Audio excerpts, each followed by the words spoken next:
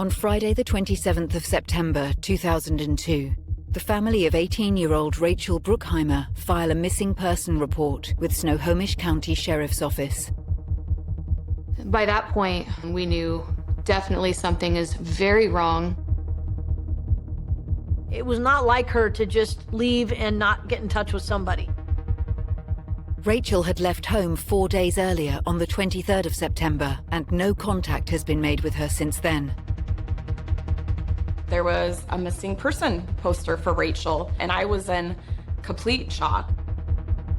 It's 1 week later that police receive a tip-off which will lead them to a grim discovery in a remote forest clearing. A case like this is going to impact anybody that is aware of it. I wish I could get the details out of my head. I can't. This is the story of the murder of Rachel Bruckheimer, a jealous ex-boyfriend, and a guns-for-hire drug-dealing gang at the center of the investigation. There had been concerns raised that she was snitching on them and that there was some amount of retribution to be had. They were people who were following the orders of an older person who obviously must have intimidated them into doing it. I didn't have any thought for one moment that he was capable of the evil that he was capable of.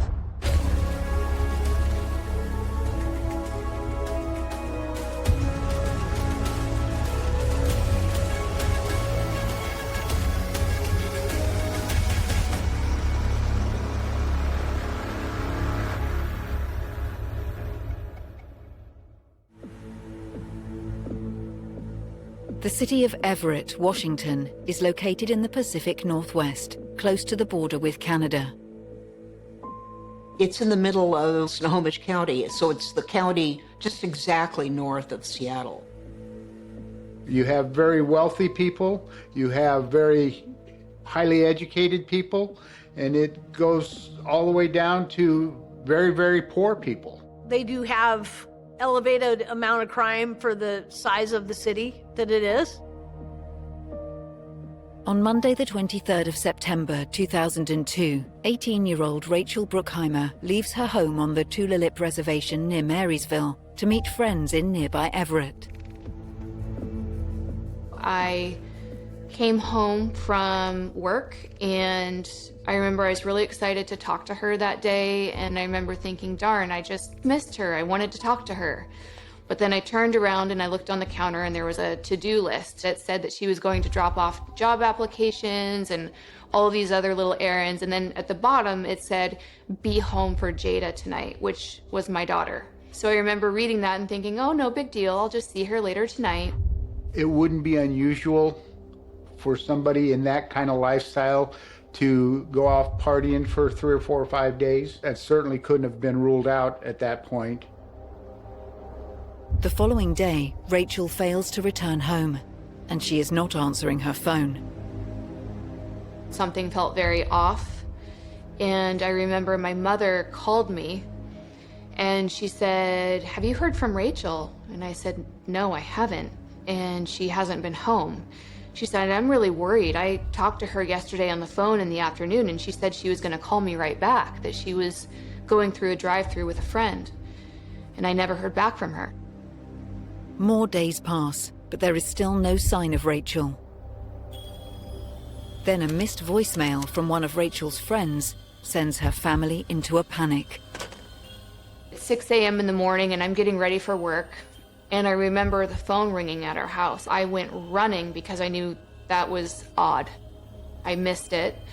There was a voicemail. I listened to the voicemail, and it is her very best friend, Carrie. And her friend Carrie on the voicemail is saying, Rachel, where are you? Please call me and let me know you're okay. I don't know what's going on. And I called my dad down. He listened to the voicemail, and I'll just never forget seeing his face. He went white. He was in shock. Rachel's family immediately contact Snohomish County Sheriff's Office. After Rachel had been missing 4 days, the family went to the police. Her family reported her missing on Friday, and one of our patrol officers took the missing persons report. The patrol deputies go out and they ask the general questions. Who, what, when, where, how, and why. When was Rachel last seen? Who was she seen with? What was she wearing? Did she take her purse? Was anything left behind? Who was she supposedly seen with? Police file a missing person report, but treat the case as a suspected runaway. Rachel was not a minor, she was 18, and the rules are a little bit different. If she'd been a minor, they probably would have started looking for her right away. The police would not help us initially. Even though we told them this was not like her personal belongings were still all at home, they said she's 18 years old and she has the right to disappear. Law enforcement resources get stretched really thin, and officers can only be in so many places at once. And unless they have an active crime scene and an active case, they're less likely to kind of take something else on a hunch. Rachel's family now take matters into their own hands. Rachel's family did exactly what it needed to do, and they didn't wait for the police to start looking. They created missing posters with her photo.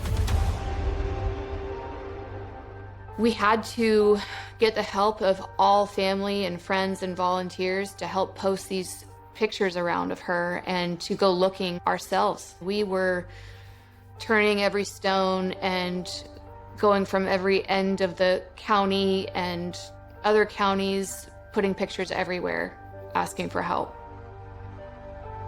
The Bruckheimers even traveled to Seattle to put up missing posters. We're 20 miles from Seattle. It's not unusual for kids and teenagers that are out and about end up down in Seattle, and some of them kids come up here and hang out. It's at this point, 3 days after her disappearance, that Rachel's family receive an unexpected phone call from her ex-boyfriend.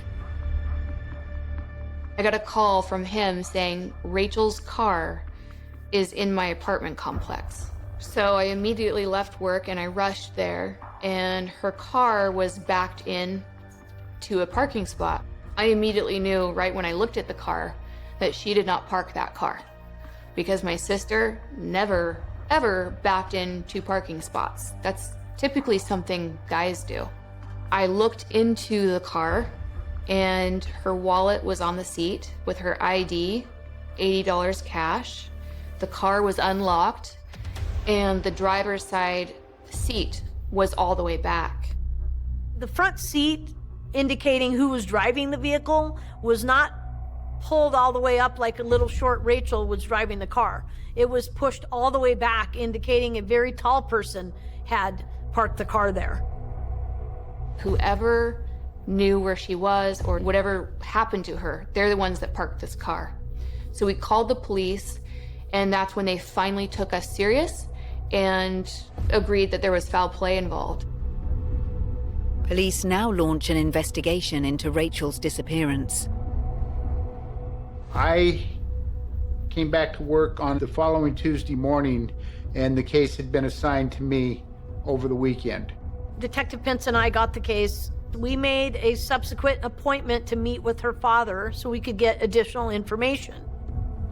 When I met with the family, they were all there. Her dad, Bill, is the one that I dealt with the most, and he made it real clear that he did not believe that Rachel had just gone off somewhere voluntarily and didn't get in touch with the family.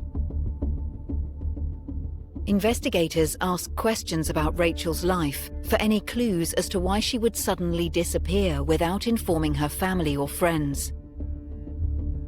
They soon learn about one abusive ex-boyfriend called John Diggy Anderson. Rachel had dated Anderson while he was serving time in prison. She told me that he was a bad boy, and this was the first bad boy that she had dated that was never her type. And he had a presence about him because everybody was afraid of him. It was some sort of intrigue with that for her, but that wasn't her usual type.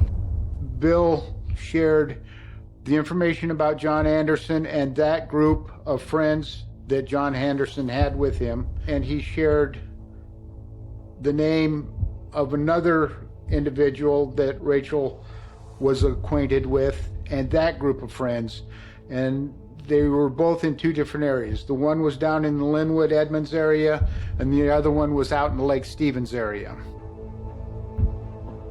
Police receive more information from the community and begin to build a picture of the events leading up to the day of Rachel's disappearance. A few of her friends called and let us know when the last time they saw her and what she was doing and where she was at. And then we got some information from family members of some of these people that were involved in this. One tip-off from the mother of Rachel's friend, Jeffrey Barth, is of particular interest to investigators. Barth's mom called and let us know that there was a lot of strange things happening in the other half of the duplex. The individuals that lived there were very shady. She was very suspicious that Rachel had been over at that duplex and something bad had happened to her. The occupant of the duplex is 32-year-old Yusuf Jihad, who lives there with his girlfriend Trish Connor and her young daughter. Jeffrey Barth's mother had seen Rachel at the duplex directly next door to where she lived. She saw her arrive in a red Jeep. We did some follow-up and we found that the red Jeep was actually registered to a 17-year-old by the name of Matthew Durham. Investigators learn that Matthew Durham, Jeffrey Barth, and Yusuf Jihad were all friends with Rachel's ex-boyfriend, John Diggy Anderson. We took several of the detectives that I work with and we drove down to the duplex and knocked on the door and started talking to people. A couple of them didn't want to talk to us at all. The ones that we did talk to, they said that they knew Rachel, but they hadn't seen her in a long, long time, and just pretty much denied everything. Later that night, after police leave, neighbors report some suspicious activity amongst the friendship group. The individuals that were involved were seen cleaning the garage, hauling a bunch of stuff out of the duplex. They were seen with a rolled up blanket and they put it in the back of Matthew Durham's Jeep and he drove off. After we got additional information from Barth's mom and other witnesses there at the scene, we developed enough probable cause to get a search warrant for the duplex.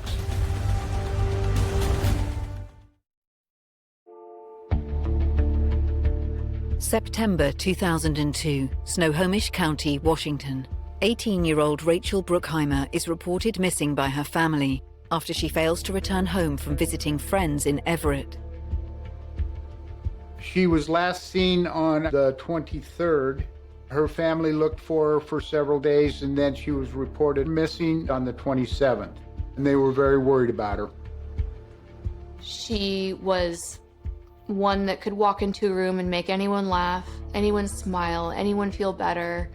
She had these beautiful crystal blue eyes and this big, beautiful smile. And this just did not seem like this was really happening. A tip-off from the community leads investigators to an apartment on Merino Avenue in South Everett, 20 miles from where Rachel lived. Investigators obtain a search warrant and call in the FBI to assist them with gathering evidence. We had requested assistance from the FBI crime scene team. They were going to conduct the search of the duplex for us. We got down there and started interviewing some of the key players in this, and their stories weren't matching up very well. And finally got enough information that, yes, something happened, and something happened with Matthew Durham's Jeep. Detectives now search for 17-year-old Matthew Durham and his red Jeep. Could he provide them with new information about Rachel's disappearance? We had a search warrant for Matthew Durham's Jeep based on the information we got the night before. The two detectives first went looking for him at the school to see if they could find the Jeep and recover it. And when that didn't happen, they went over to his house and knocked on the door to try and interview him and to obtain the Jeep that we had the search warrant for. Durham said that he had seen her approximately 10 days ago at the Manor Market, and that he really didn't initially have any further information about her whereabouts. But he was interviewed again, and that's when the real break in the case came. Matthew Durham reveals to police a complicated history between Rachel and his circle of friends who call themselves the Northwest Mafia. The Northwest Mafia was this group of young criminals. They sold drugs, they committed burglaries. It wasn't real serious. They were just a group of kids committing crimes. Durham informs police that the leader of the Northwest Mafia is 32-year-old Yusuf Jihad, who runs the gang from his Merino Avenue duplex. Yusuf was trying to get his life together. He had come up from California, and he was on probation in California and was not supposed to be out of the state. Other gang members include John Whitaker, Jeffrey Barth, and Rachel's ex-boyfriend, John Diggy Anderson. John Anderson had been in jail before. He had a record when Rachel met him. He was a hardcore criminal. He'd been dealing with the criminal justice system from about the time he was 11. During their relationship, Anderson displays many signs of abusive behavior towards Rachel. He didn't like her having any male friends whatsoever, and Rachel was a social butterfly. He even waited in the bushes at a party that she went to make sure that there weren't any other guys there, and there were, and he caused a commotion. It's very hard to understand the relationship that they had, especially since he was a violent person and previously incarcerated. Rachel's family soon became aware of her involvement with Anderson and urged her to leave him. I only found out about him through my sister telling me that she was dating a new guy that she met at a high school party. Rachel started talking to John Anderson while he was in prison. They spoke on the phone many times, and so that made him concerned, knowing that his daughter is talking to someone in prison. Rachel's abusive relationship with Anderson began after a particularly traumatic period in her life. During that time, she was already feeling more vulnerable. She had faced a lot of loss in her life. One of her best friends, named Corey, who she considered more like a soulmate, was killed tragically in a car accident. That forever changed Rachel. It changed her whole being, to be honest.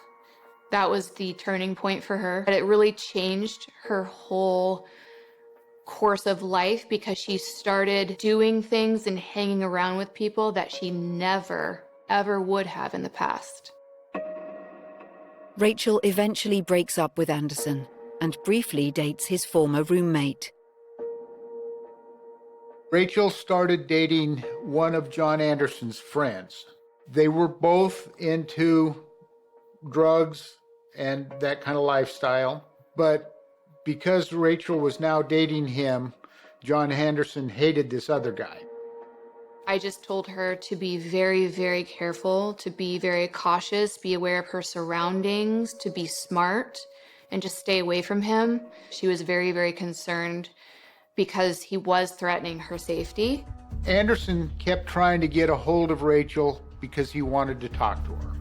At one point, Rachel invited Anderson and the whole group to a drinking party at a hotel in Everett. Whitaker and Jihad decided that they were going to go to this party. They pull into the parking lot of this hotel, and they could see all of these young people on the balcony of this hotel drinking and having fun. Well, they spotted John Anderson's ex-roommate. In their minds, they decided that Rachel was trying to set them up and get them robbed or get them killed. Anderson, already fueled by jealousy, is now under pressure from his fellow gang members to act. Jihad and Whitaker were convinced that she was trying to get them killed and that she was betraying them and that it was up to John Anderson to deal with it because she was his ex-girlfriend. John Diggy Anderson now hatches a twisted plan to kidnap Rachel and punish her for the alleged betrayal of the Northwest Mafia gang.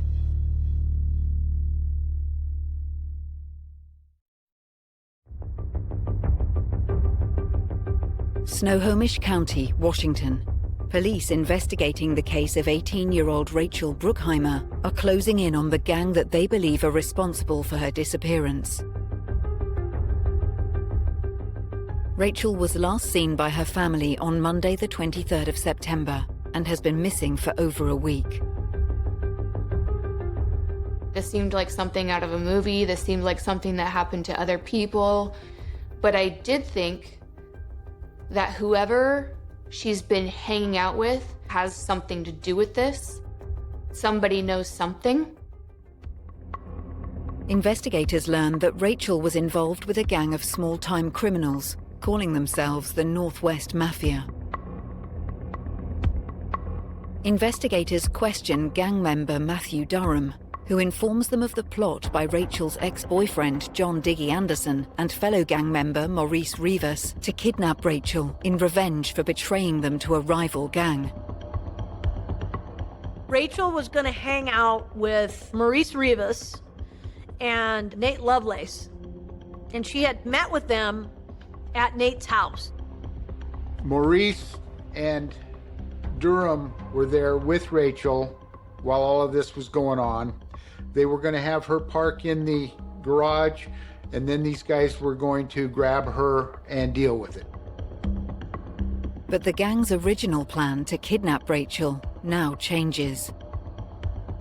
The kid that lived there chickened out and told everybody that his dad was expected to come home early so that they couldn't do it in his garage anymore. John Anderson called Durham and told him to grab Rachel and bring her down to the duplex, even if it means putting a gun to her head. That is when they kind of performed a ruse and said, Rachel, Diggy wants to talk to you, so we're gonna go over there and hang out. Rachel said, fine, I need to talk to him anyway. So she agreed to go down there voluntarily. So they brought Rachel to the Merino Drive address, which ended up being the address of a Kevin Youssef Jihad and his girlfriend, Trissa Connor. John Anderson is not there at the time. I later found out he was out back supposedly trying to dig a hole. Rachel was enjoying herself with her friends, smoking some marijuana and playing some games and laughing. They were just hanging out, talking. Youssef Jihad, Maurice Rivas, Rachel, Matt Durham. Jeff Barth is also in the house at that point. But the mood changes suddenly when John Anderson arrives. He comes in and sees everybody sitting around the couch having a good time with Rachel, and he blows up. He's mad. He ended up getting in a fist fight with Jeff Barth, and he had punched a couple of the guys. And then Rachel and Rivas and Matt were going to leave, and that's when John Anderson grabbed her by the arm. He grabs her by the hair, hits her in the face, and knocks her down behind a couch. Tony Williams was a cousin of Trissa Connor.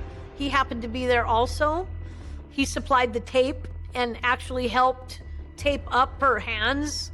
John Anderson ended up putting a sock in her mouth because she started to cry. And they also turned up the music to drown out her cries for help. They bound her and gagged her and had her in the garage of the duplex. After Rachel had been kidnapped and held in the garage for several hours, everybody knows what's going on. They're all standing around. They're doing a lot of cocaine. They order pizza. They're all trying to figure out exactly what's going to happen. Youssef's girlfriend, Trissa Connor, had come home while Rachel was in the garage, tied up, and she was upset because all these people are in her house. She's looking for Jihad. and she can't find him. And everybody's acting a little suspicious. She tries to go to the garage, but the door's locked. So she's knocking on the door, demanding that they let her in to the garage. Trissa was a decent person. She had a young daughter and she was going to school for nursing. She walks into the garage and she sees Rachel tied up and crying. She sees her mouth bound. She goes back into the house, grabs a knife, and tries to cut her hands free. And at that point, Diggy gets involved and stops her from doing it. Her boyfriend Jihad was there. She started screaming at him, and she was screaming like, "Get that out of my house. Get her the hell out of here. I don't want this going on at my house." Rachel was put in the bag and was carried out to Matt Durham's red Jeep. And Maurice Rivas rode in the back with Rachel while Matt Durham drove. They drove around for a long time because John Anderson had told John Whitaker to go and get rid of her. John Whitaker, Matt Durham, and Maurice Rivas all ride in the red Jeep. They knew that she was going to be killed. I don't think they knew it entirely, but I think that they knew it was going to go down. It was going to happen. Whitaker and his fellow gang members have no plan for what to do next with Rachel. They drove around for several hours trying to figure out what to do, and then they decided that they were going to go back and get John Anderson and let him deal with it. They pulled over and they stopped at a trailhead. Maurice Rivas gets out of the vehicle with Rachel in the bag, and they stay there for a period of time while Matt Durham goes and picks up John Anderson. Rachel is now alone in the wilderness with Maurice Rivas, whom she previously considered to be a close friend. She spoke about Maurice a lot. It was this friend of hers that she really liked. They were gonna attempt to, go back to school, get on the right track. While Maurice and Rachel were at this trailhead, Maurice took the tape off of her mouth and had a conversation with her. She was very afraid that they were going to kill her. Maurice was trying to convince her that he didn't think that was going to happen. Rachel begged him that if she was going to have to die, to please shoot her because she didn't want to drown. She figured at that point something bad was going to happen because she cried to Maurice to not let John Diggy drown her. She had a fear of being drowned, of water, and she didn't want to be drowned. The other group comes back, they pick her up, they put her in the Jeep, and they drive out by Gold Bar to a remote area where there's a lot of four-wheel driving and dirt bike riding. At that point, Matt Durham, John Whitaker, John Diggy Anderson, and Maurice Rivas were all present. They drove her up there late at night off of Reeder Road, and they splintered off of one of these side dirt roads. They get to a location that John Anderson picked, and they get out and they start digging a grave. The grave was mostly dug by Maurice, Whitaker, and John Anderson. Durham was a little sick to his stomach, so he sat in the Jeep during most of this. She saw them digging her grave. It must just be the most traumatic thing that you could witness. But at some point, she reconciled somehow that they were going to kill her, and she would do it her way if she could. She knew she was going to die. At that time, Rachel was released out of the bag. She was told to strip down. John Anderson was armed with a gun at that point. And they had her kneel in the grave. While she was down there, apparently she was praying. John Anderson was quoted as saying, "Don't worry, you'll be with him soon," and then began shooting. Matt Durham was sitting in the vehicle. He had heard a gunshot. He had heard some yelling, and he heard Anderson say, "Get on your knees and get in there," something to that effect. He fired once or twice, then the gun jammed. He ejected that round and fired another couple of times. Once they put her in the hole and they shot her, they buried her back up. They covered the grave up as best they could. It was dark and late at night, so they didn't really know how good of a job they did. They drove themselves out of there and left her behind.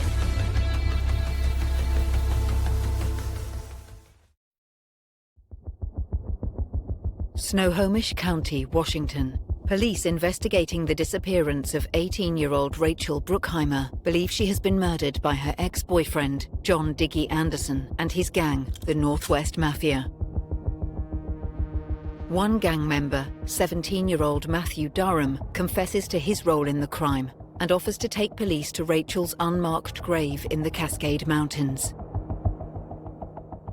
After we had Matthew Durham in custody, he took the detectives to the gravesite.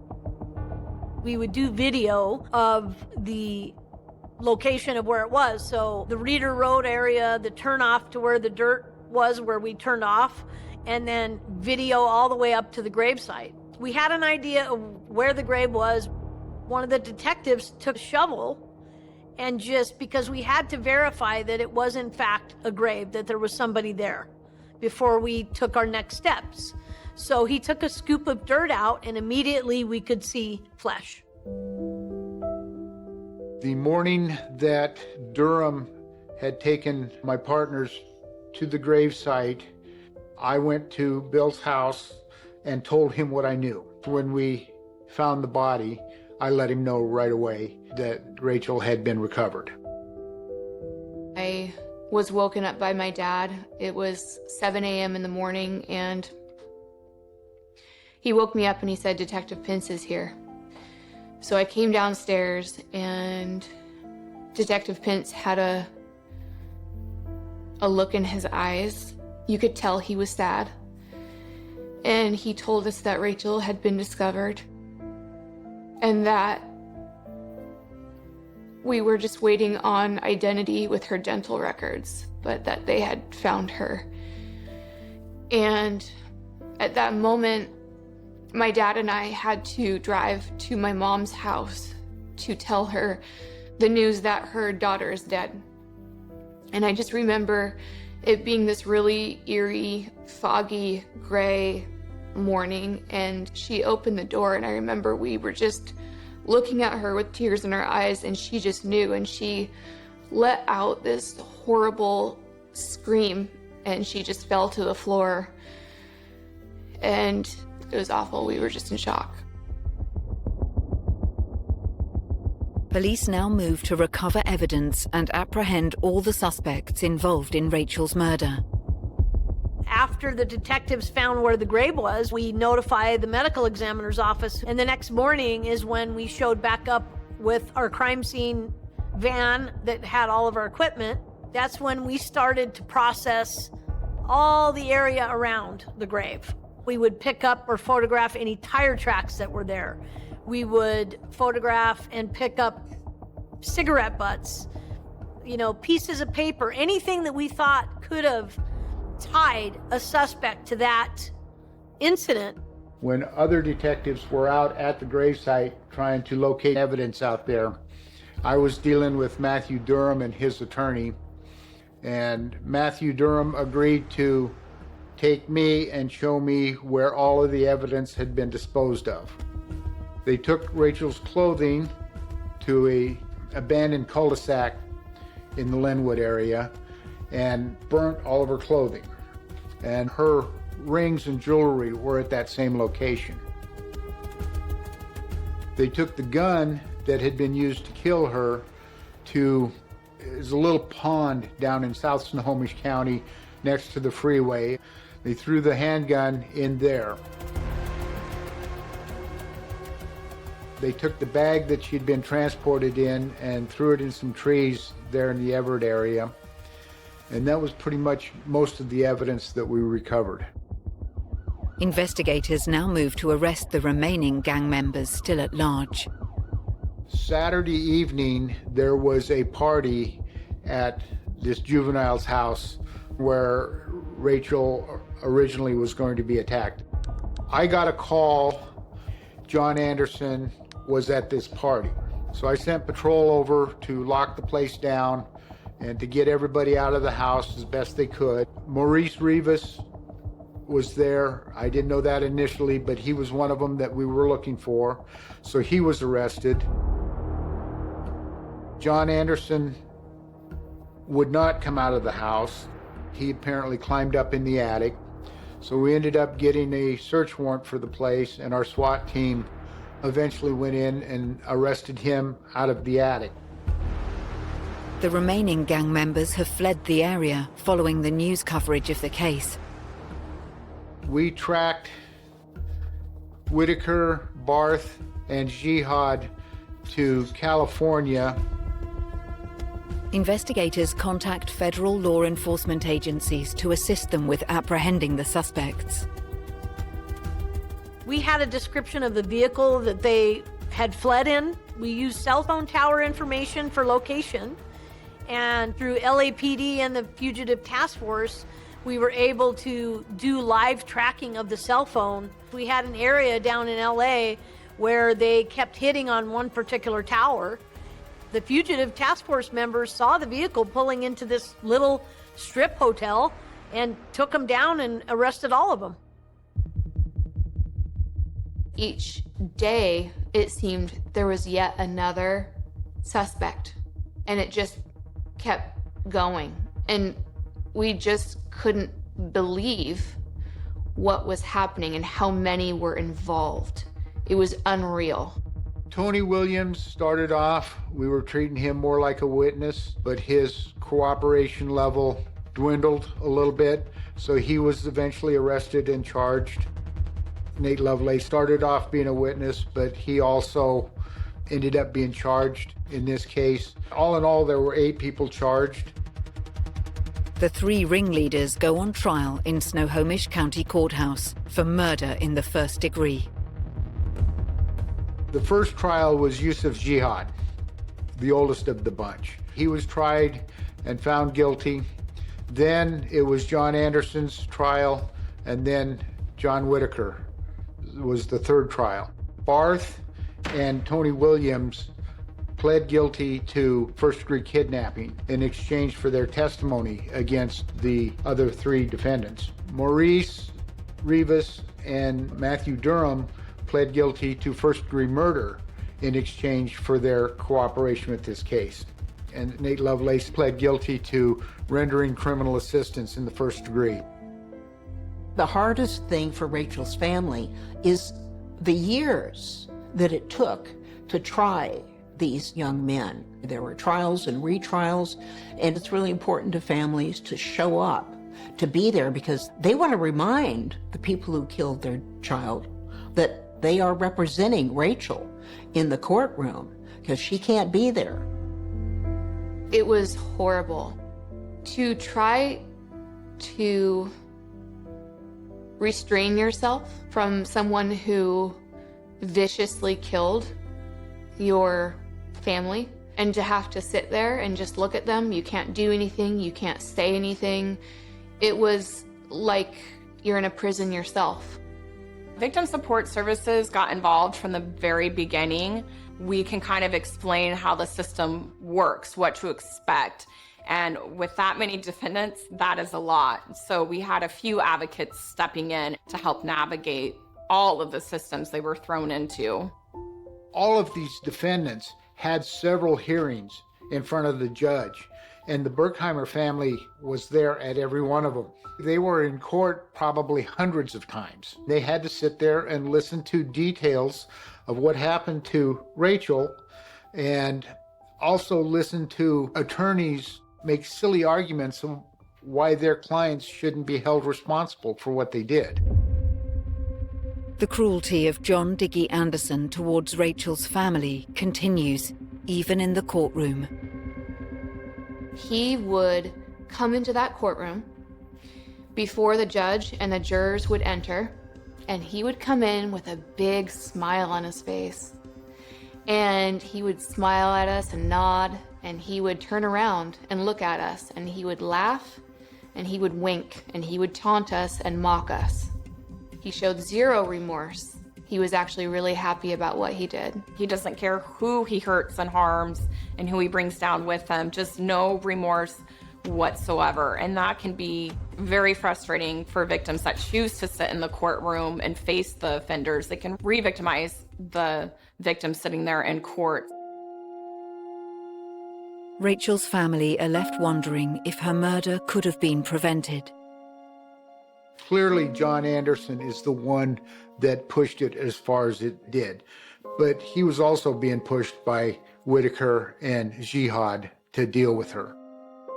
For some reason, Trissa didn't call the police. She could have saved her life had she called the police. Yusef Jihad was calling the shots. He was the oldest. It happened in his house. He could have said, along with Trissa, no, you guys aren't coming here. You have a range of ages, which creates some amount of power differential in terms of people having a bit more authority in telling others what to do. You also have a bunch of kids that don't have the neurocognitive functioning to think through the bigger picture of this, and they're only focused in what's in the moment, what's in front of them right now, what's the next answer to the next problem, and not seeing the bigger picture. Rachel's family continue to have mixed feelings about the criminal justice system. I will never, ever drop my high regards and gratitude for the prosecution and the detectives that worked on my sister's case. I hold them as heroes. But the system itself has completely just devastated myself and my family all over again. I believe they were very relieved that everybody that was taken to trial was convicted, and that the others that were involved had agreed to be convicted of various crimes. I think all of them are absolute just scum of the earth, because I don't know how a human being could do those acts to another human being. I have lost all faith and all respect for the justice system. In fact, I don't think there's any justice at all. I don't believe in it. I don't trust in it. I'm sickened by it. I'm angry at it. I'm hurt by it.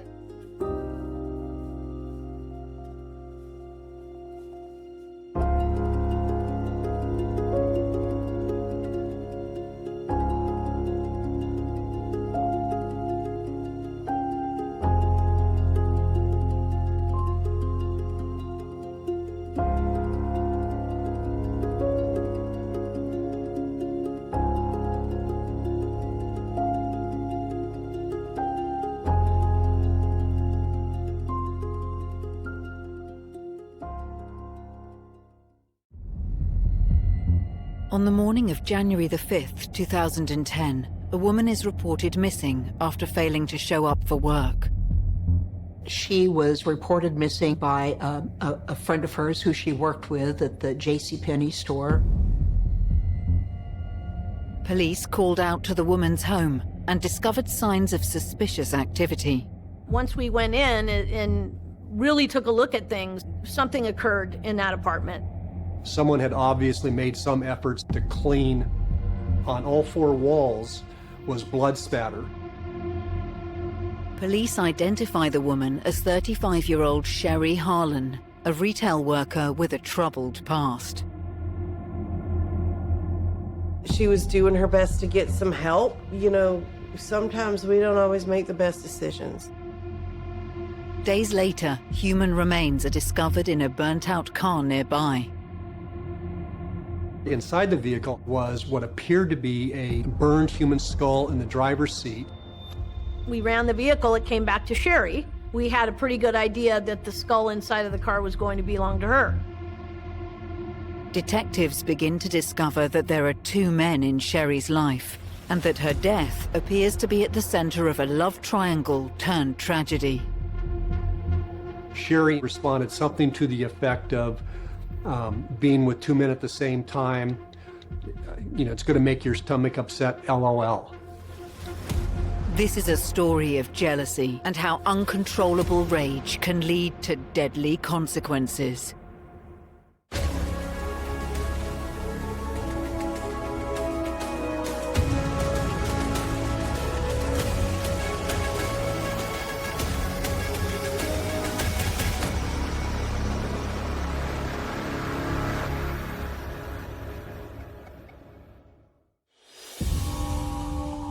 Everett, Washington State, is a vibrant city located about 25 miles north of Seattle. It is the largest city in Snohomish County and unfortunately has its struggles with crime.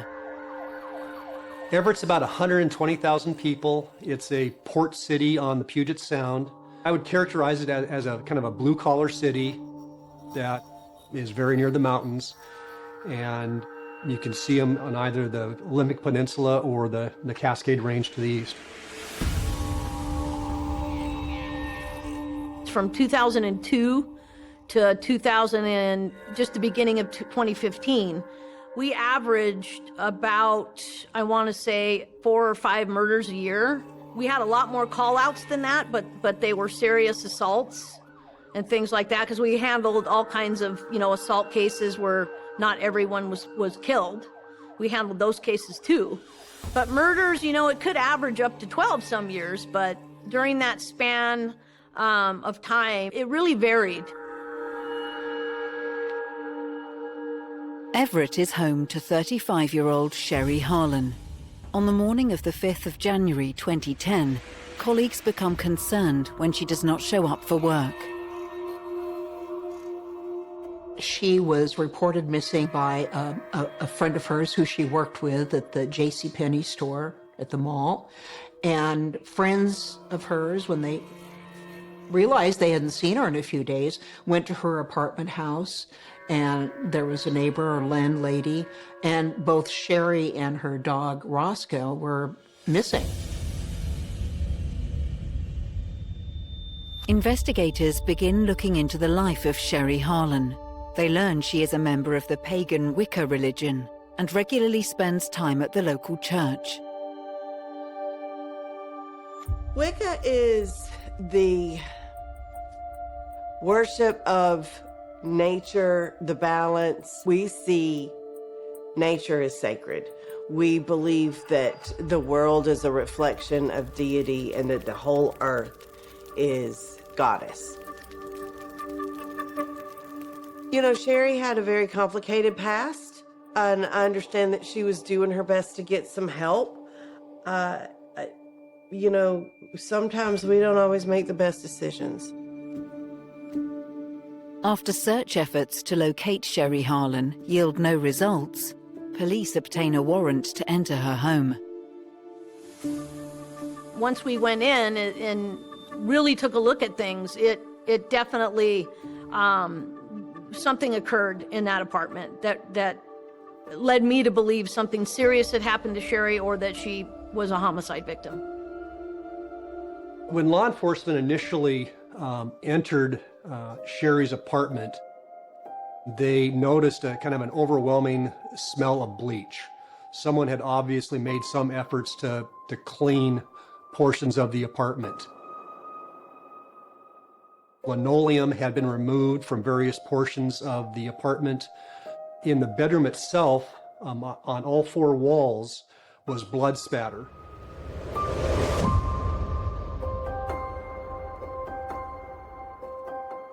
There was some carpet that had been cut up. There was a t-shirt with a partial shoe print on the t-shirt. There was a futon-type mattress that had several what appeared to be knife cuts in it. There was a glove that had what appeared to be human tissue on it. So everything about this scene was telling law enforcement that violence had occurred there, that someone had been copiously bleeding, and that somebody took some effort to clean it up. The detectives, because of the nature of the scene inside the apartment, contacted the Washington State Patrol Crime Lab crime scene investigation team. Law enforcement talked to several individuals who had indicated they'd heard an argument on January 2nd, so Saturday morning, between a male and a female. One of the things that they wanted to find out was anything they could about Sherry Harlan.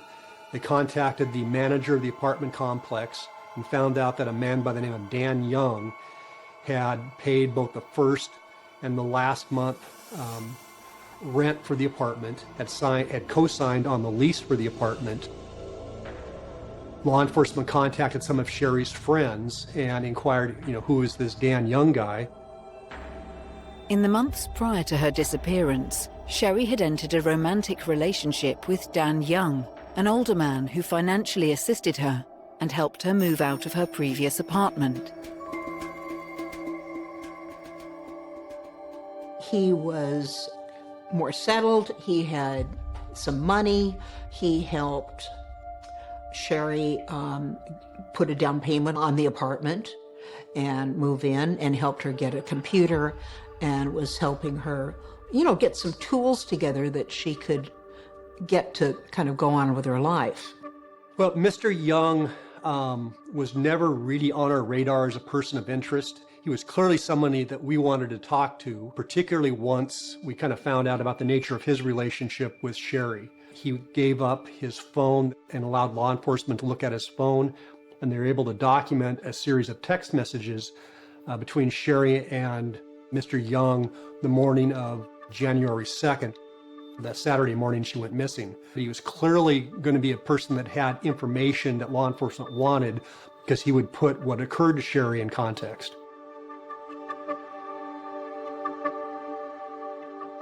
Sherry was in her 30s.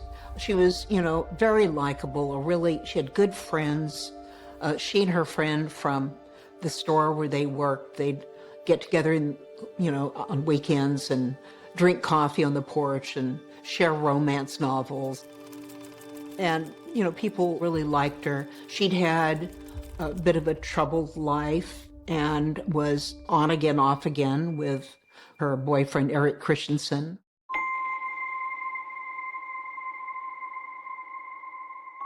On January 2nd, 2010, neighbors reported hearing a horrible, violent fight inside the apartment. They could hear arguing. It was known that Mr. Christensen was a violent person and a jealous person, and so the reasonable inference is that they were fighting in there and he was mad at her about something.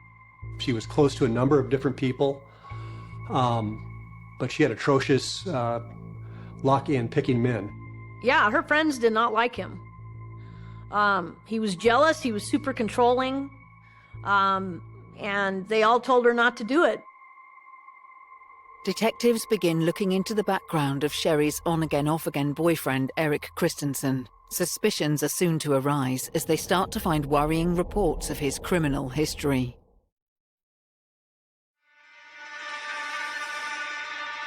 On the morning of January the 5th, police are notified of the disappearance of 35-year-old Sherry Harlan.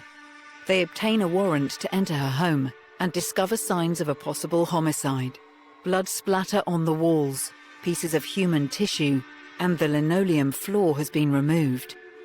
Detectives look into the background of Harlan and discover she had a tumultuous relationship with a man named Eric Christensen. So I had the information from her coworker that she was living with a man out in Gold Bar by the name of Eric Christensen.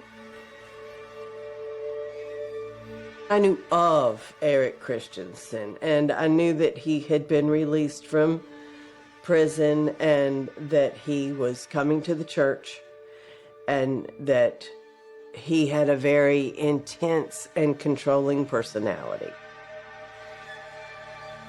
Once law enforcement got the name of Eric Christensen as a person really of interest in this probable homicide, they checked out to see if he had any criminal history.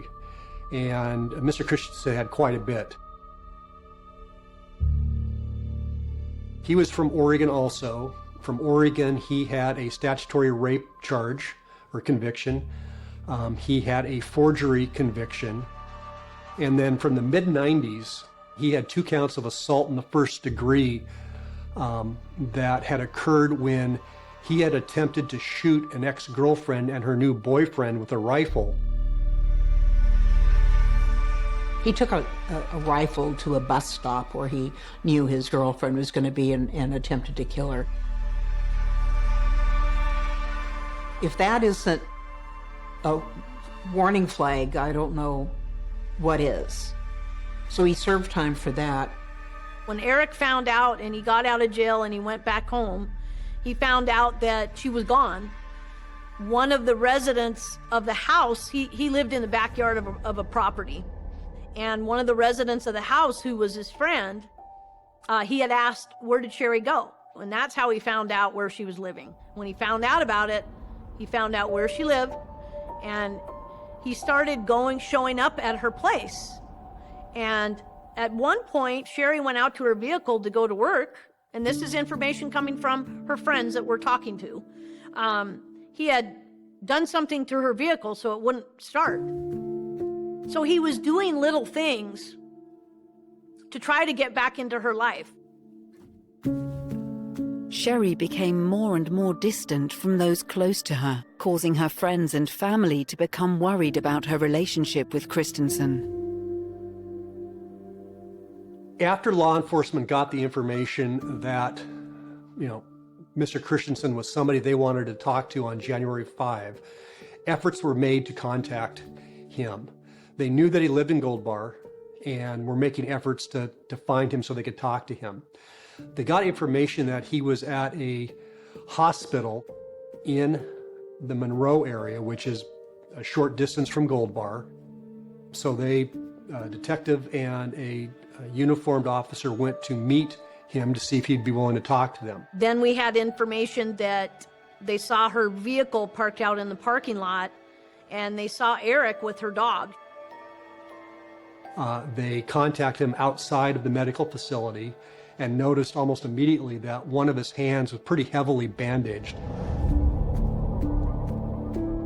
Christensen's explanation for the cut on his hands is that it occurred after he left Sherry's apartment on January 2, and a couple of quote-unquote Mexicans jumped him and attempted to rob him.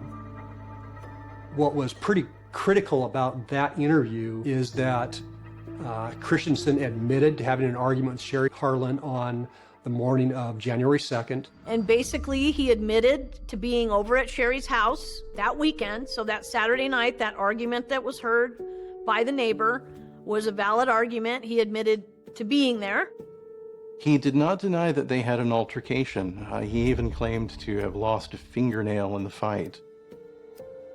So Christensen, while he was talking to Detective Betts, had indicated that when he had gotten out of jail on, I think it was the 14th of December, and found out that Sherry had moved out of the place that he and she had shared, he had confronted her about her relationship with Dan Young. Christensen told Betts that both he and Sherry were committed Wiccans, and that he had eventually talked her into coming back into the relationship with him, and then engaging what he termed a blood oath, where she would promise not to have any further contact with Dan Young. When we talked with Eric about it, when the detectives talked to Eric, he talked about being involved with that church and how this blood oath thing that he did with Sherry, after he found out she moved out and he got back together with her, they did the blood oath, and that was supposed to mean that she was never going to leave him again. What she had to do was she had to confess what she was doing 3 times. Okay. And she had to prick her own blood, her finger, which she couldn't actually do it, so I had to do it. She couldn't do it, so you could do it for her? Yeah, and so she put 3 drops of her own blood in this. In this mixture? Yes, and mix it all up, and it got burned. Okay. Now, so what does that signify when you do that? That signifies that you're totally willing to do this. You're giving your own life essence to do this. All right. So what was the sin that she confessed? That there would be no more sugar daddy whatsoever. Okay. So she had to say that 3 times? Yes. Okay. After we spoke to Eric with all the information we got from him, that's when we did another search warrant to search his house, his shack out in Gold Bar. And when we went out there and searched that, we had more evidence to indicate that he was involved in this murder. At the time he was arrested, he made comments about making her sign an oath, to not see this other man that had been in and out of her life, suggesting that he was attempting to control her in whatever way possible. Once law enforcement got into the home, they found a number of items. They found a pair of tennis shoes that had apparent blood on them. What was interesting about these shoes is the sole of those shoes had the same kind of markings on it that the bloody shoe print that was found in Sherry Harlan's apartment had. There were several rings that were found inside of Christensen's car. Both of the rings had blood on the interior of the bands. So when law enforcement served their search warrant on Christensen's, both his home and his vehicle, they located what they termed a shopping list. And this shopping list had items on it like bleach, garbage bags, mop, gloves. They were also able to find receipts from various stores indicating the purchase of those types of items on January 4th and 5th. So at approximately 2 p.m. on January 7th, 2010, citizens found a burned out vehicle in a gravel pit off of Reeder Road, which is in East Snohomish County. Law enforcement was contacted and went to the vehicle and found essentially a burned out Hulk. What they discovered inside the vehicle, however, was what appeared to be a burned human skull in the driver's seat. We ran the vehicle, it came back to Sherry. We had a pretty good idea that the skull inside of the car was going to belong to her. We also found some knives in the car and in the trunk. There was a block of knives in the trunk and a single knife up in the front compartment of the vehicle. And one of the knives had a broken knife tip. In addition to the skull and a knife on the front seat of the front driver's seat of the vehicle, they discovered in the trunk of the car what appeared to be a stack of linoleum that appeared to be a match for the linoleum that had been removed from Sherry's apartment. Ultimately, the medical examiner came out and collected the skull. It was the only body part that was located inside the vehicle, and took that back to the medical examiner's office. Once the medical examiner's office, it was examined, it was photographed, and it was x-rayed. During the x-rays, they were able to determine that there was a tip of a knife that had been broken off in the skull, and ultimately that knife tip matched a knife that had been located in the vehicle by the police when they were searching it.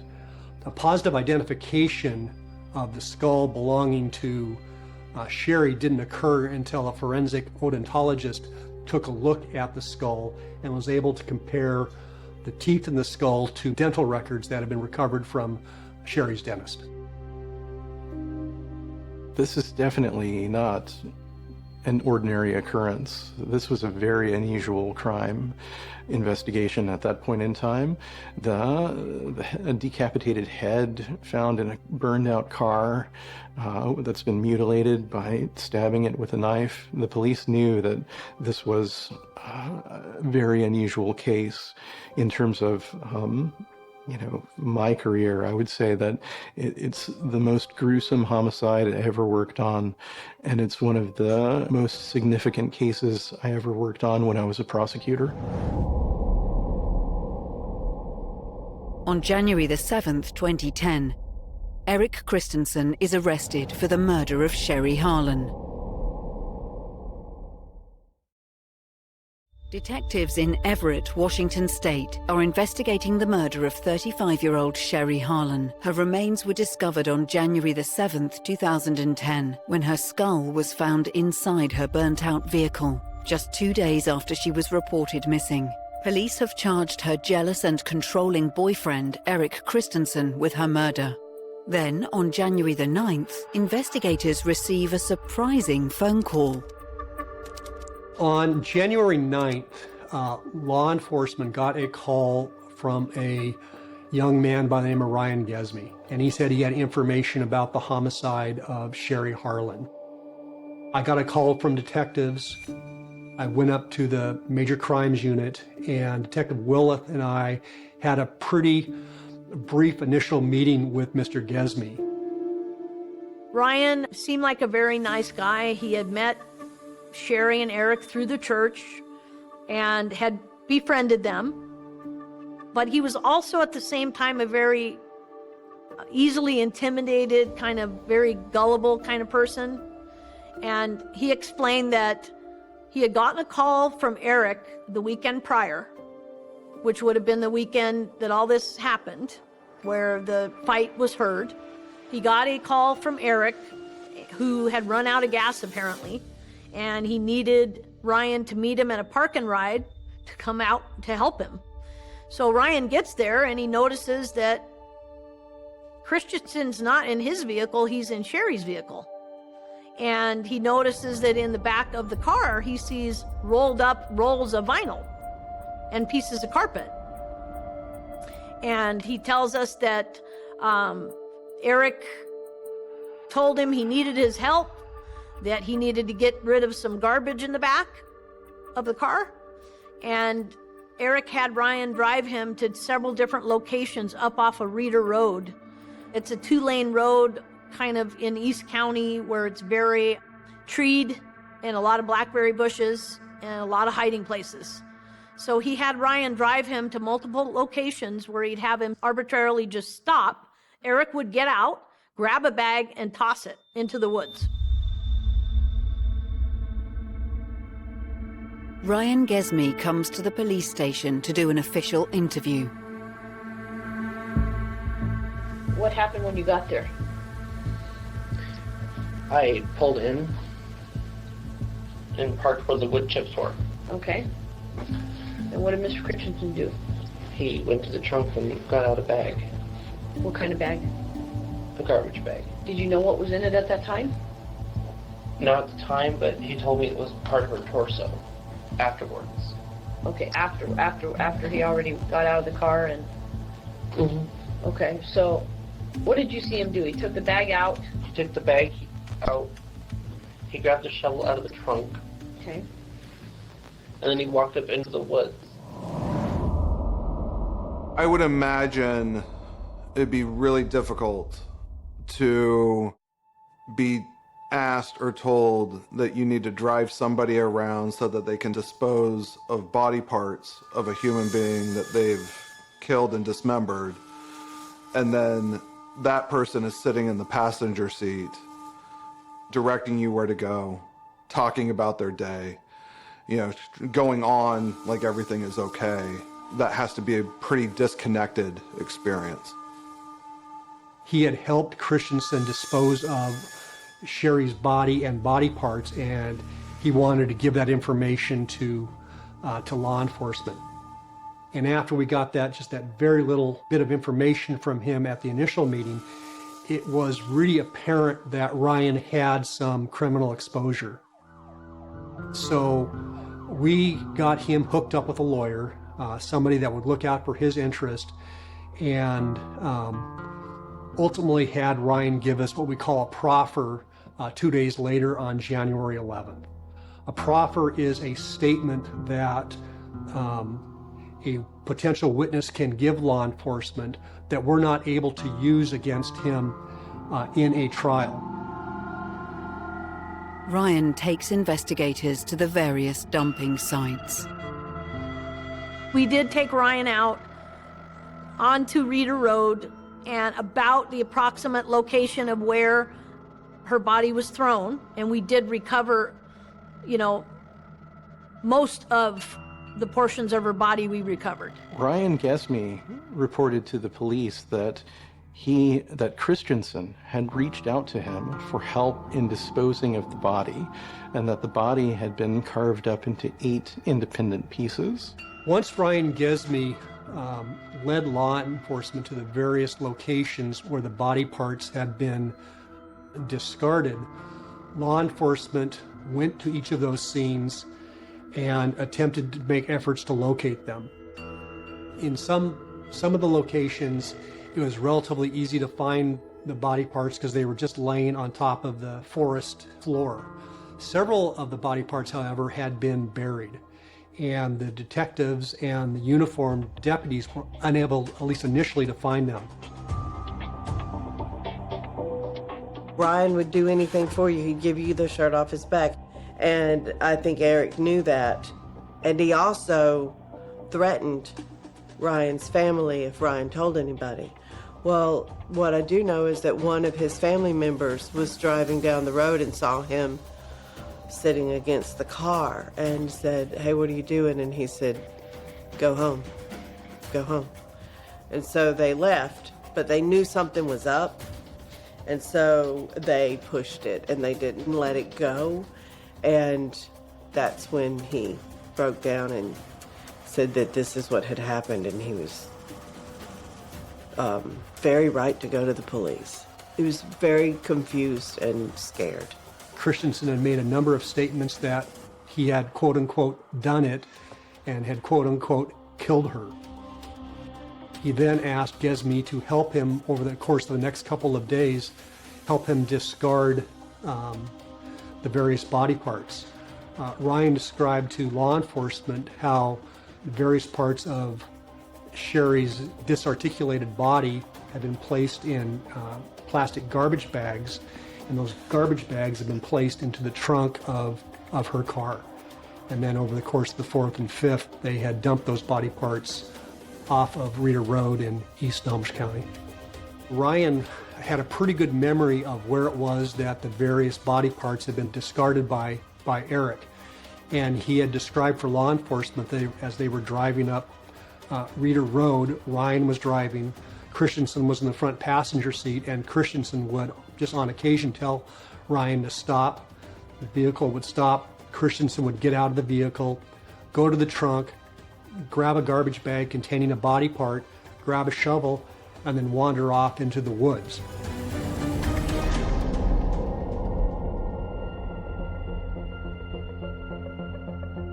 The medical examiner did discover 3 stab wounds in Sherry's torso, and also the stab wound in her head that left the knife tip embedded in her skull. Once we built the case and once we had the information that we did, we charged him for murder.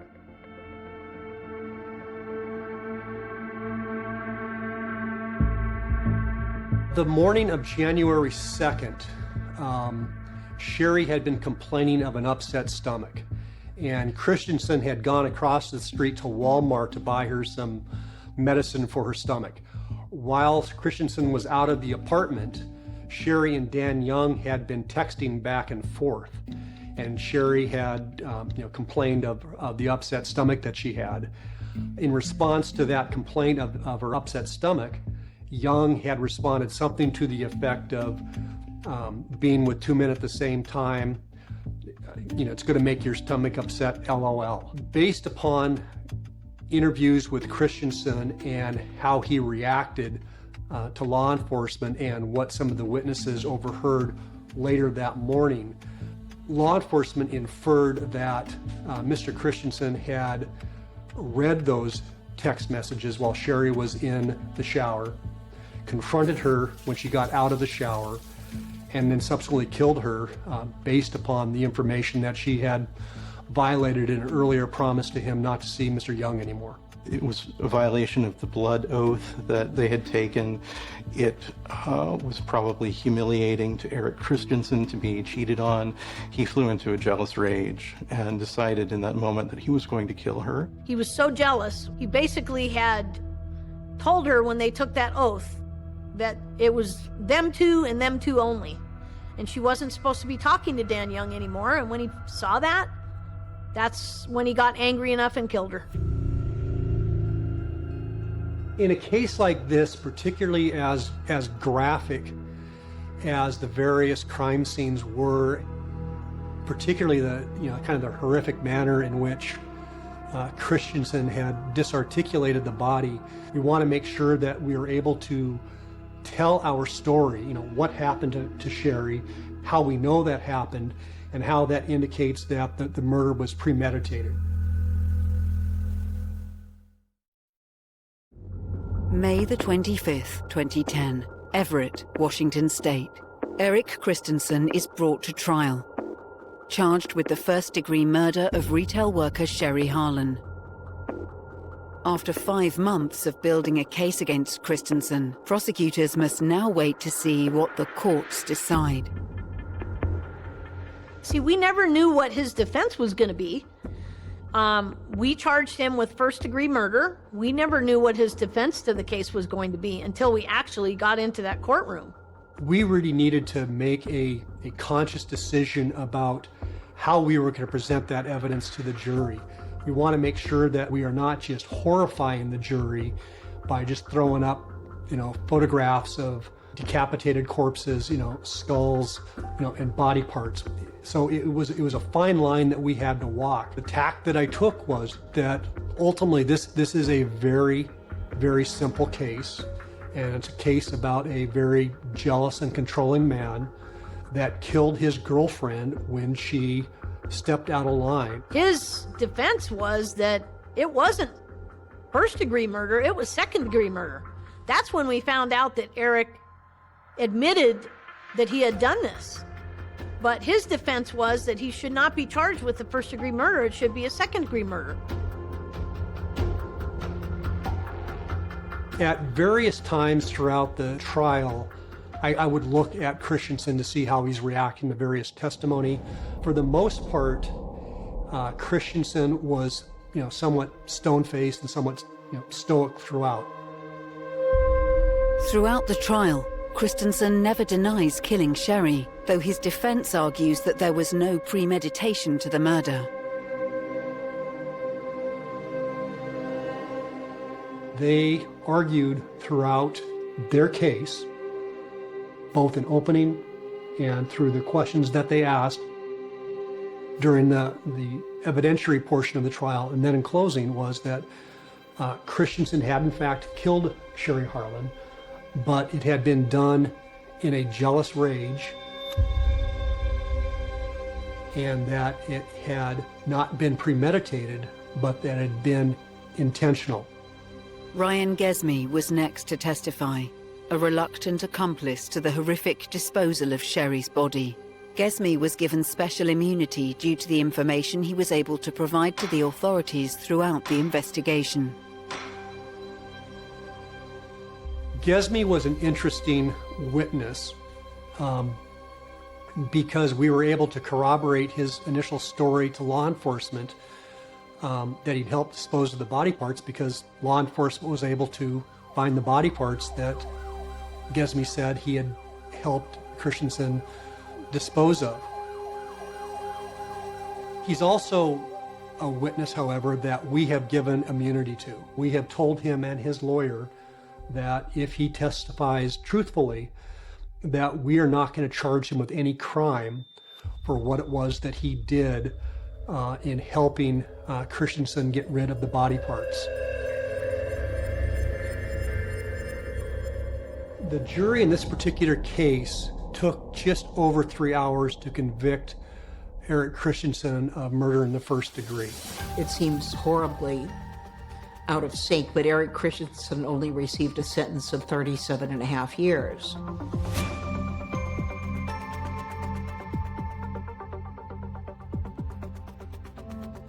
I remember specifically during the trial, Erik would stare at people. He would try to make eye contact with the witnesses, and he would just stare at you.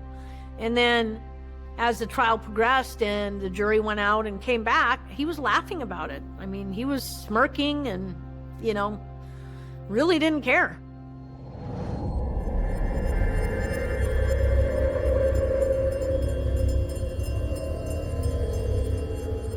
The blood oath is it's okay. Take your time. The blood oath is basically you make an oath between the gods and the goddesses. Okay. In the Wicca religion. And my understanding is if you break it, it's the ultimate price. And what do you which mean? is what happened Okay, what do you mean by the ultimate price? What is the death? Death, okay. During the oath, Sherry essentially promised or gave her oath that she wasn't going to have any further contact with Dan Young, and then pricked her finger and then dropped some blood into a flame from a candle. According to Mr. Christensen, in ancient times, if someone broke an oath of that nature, they would often be killed. Blood oaths are not part of the Wiccan tradition. Blood oaths are, I think they're more movie sensationalized. That I've never really had anybody in real life want to take one. The Wiccans that law enforcement contacted were almost unanimous in indicating that the blood oath had really nothing to do with their church, and that Eric, Christensen was kind of out on his own, wanting to form his own group with a belief system that was less Wiccan and perhaps a little darker than what he was getting from the Wiccan community. This was truly a person who didn't represent our faith and was using our faith to try to get out of or make excuses for his behavior. By him making her agree to this blood oath thing, I think he already knew in his mind if she didn't do what he told her to do, she was going to die.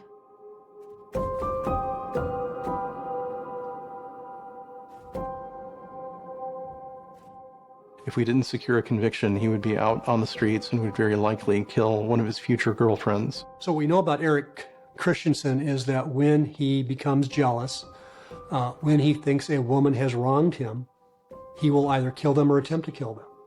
I'm not sure that that individual is ever going to be rehabilitated. And at this stage in the game, we just need to make sure we separate him for as long as we can from society and in particular women, so he doesn't get involved with anyone else and potentially have them do something that he doesn't like. When I had heard that Eric was last seen with the dog and the dog was alive, and we knew that he had been out in Gold Bar, he lived out there, and we contacted him out in East County. I did everything I could. I believe I did put out some flyers and a press release looking for the dog, asking the public for help finding the dog, but unfortunately, we never did find him. I think Eric killed him. That's my feeling. The dog was seen in her car tied up at one point in time, and presumably with Christensen. He did make a cryptic remark about the dog, which was something to the effect of, she doesn't need her dog anymore.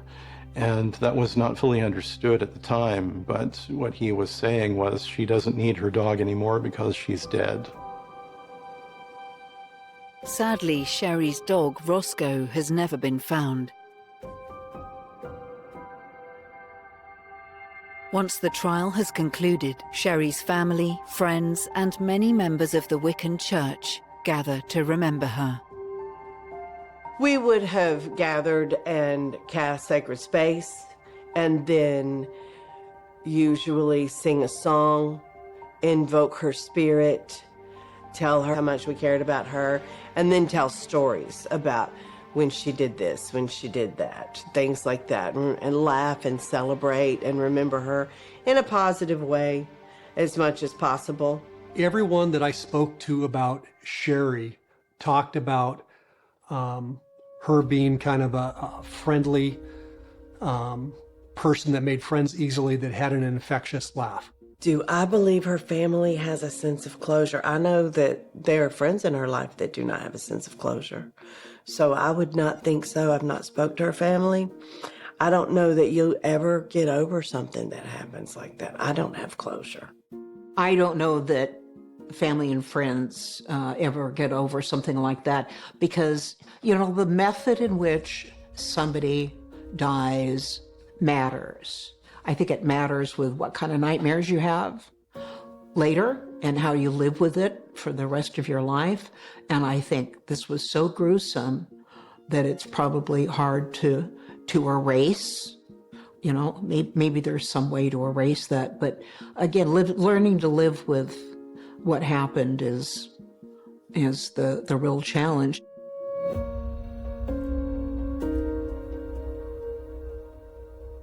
That's something they just have to live with the rest of their lives, the loss of their family member. I don't think they look at it as being closure. I think that they look at it as the person responsible was held accountable, and therefore I can go on, but it's never going to be the same.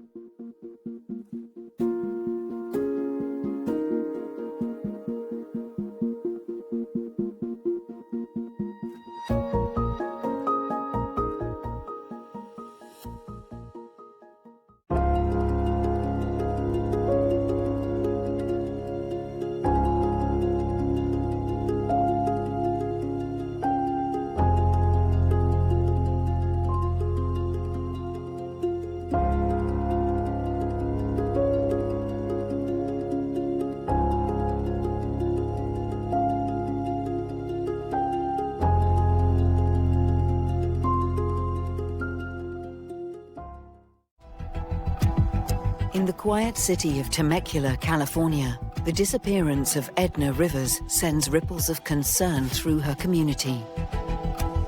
Her vehicle was found in the Pechanga Casino parking lot, and there was blood handprints on one of the windows. There was a significant odor of what appeared to be flesh, a decaying flesh. So yeah, that really lit everybody up then. So she was scheduled to work on January 2nd. She did not arrive. I was very surprised at the demeanor the family had, from the kids all the way up to the in-laws, that this woman's missing and no one really cares about her. When the authorities reach out to her family, their response is indifferent. They claim that Edna had a habit of vanishing for a few days. But those who know her aren't convinced. And yet the family is just going on with their regular routine. It's been 48 hours since the report of her disappearance, but there is still no sign of Edna Rivers. The clock is now ticking.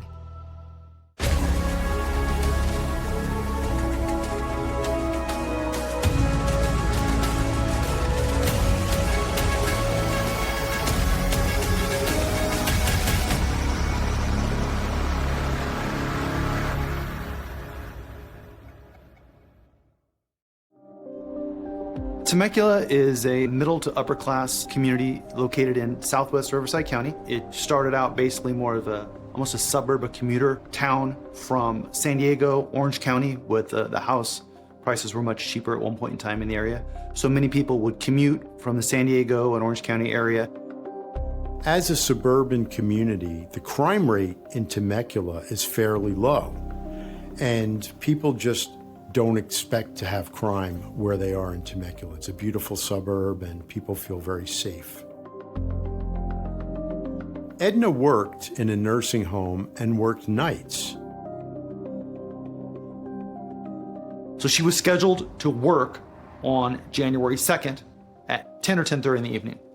She did not arrive. She worked there for almost a year and never called in sick or never missed a day. So for her not to call in or not to show up was unusual. They described her as the type of employee that if she thought she may be late, she would call. And she was extremely dependable. So they were very worried when she didn't show up. Edna's sister, she was very upset and very motivated to find out where her sister had gone to, because it's not like her to disappear, and yet the family is just going on with their regular routine. Edna's sister, in fact, called her work on Monday evening asking if she had been there. But one thing that I thought was unusual about this is the sister asked the coworkers not to tell Philip she called. I think that shows the dynamic of the relationship, that the sister was even concerned to let Philip know she was looking for her. Philip Charles Rivers was a Navy serviceman who was stationed in San Diego, and at the time was going through a bitter divorce from his wife, Edna.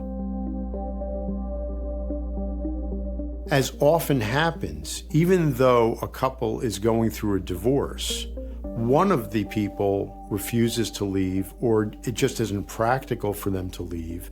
So while they're going through the process, the couple continues to live together. And that really could be a situation that becomes a catalyst A few of the factors that affected their decision to divorce was the fact that Edna would disappear for days at a time and go on these gambling binges, which caused a lot of resentment for Philip, and there was a lot of jealousy. He had spent his career, most of his adult life, in the Navy. He was assigned to a vessel and was deployed on a regular basis.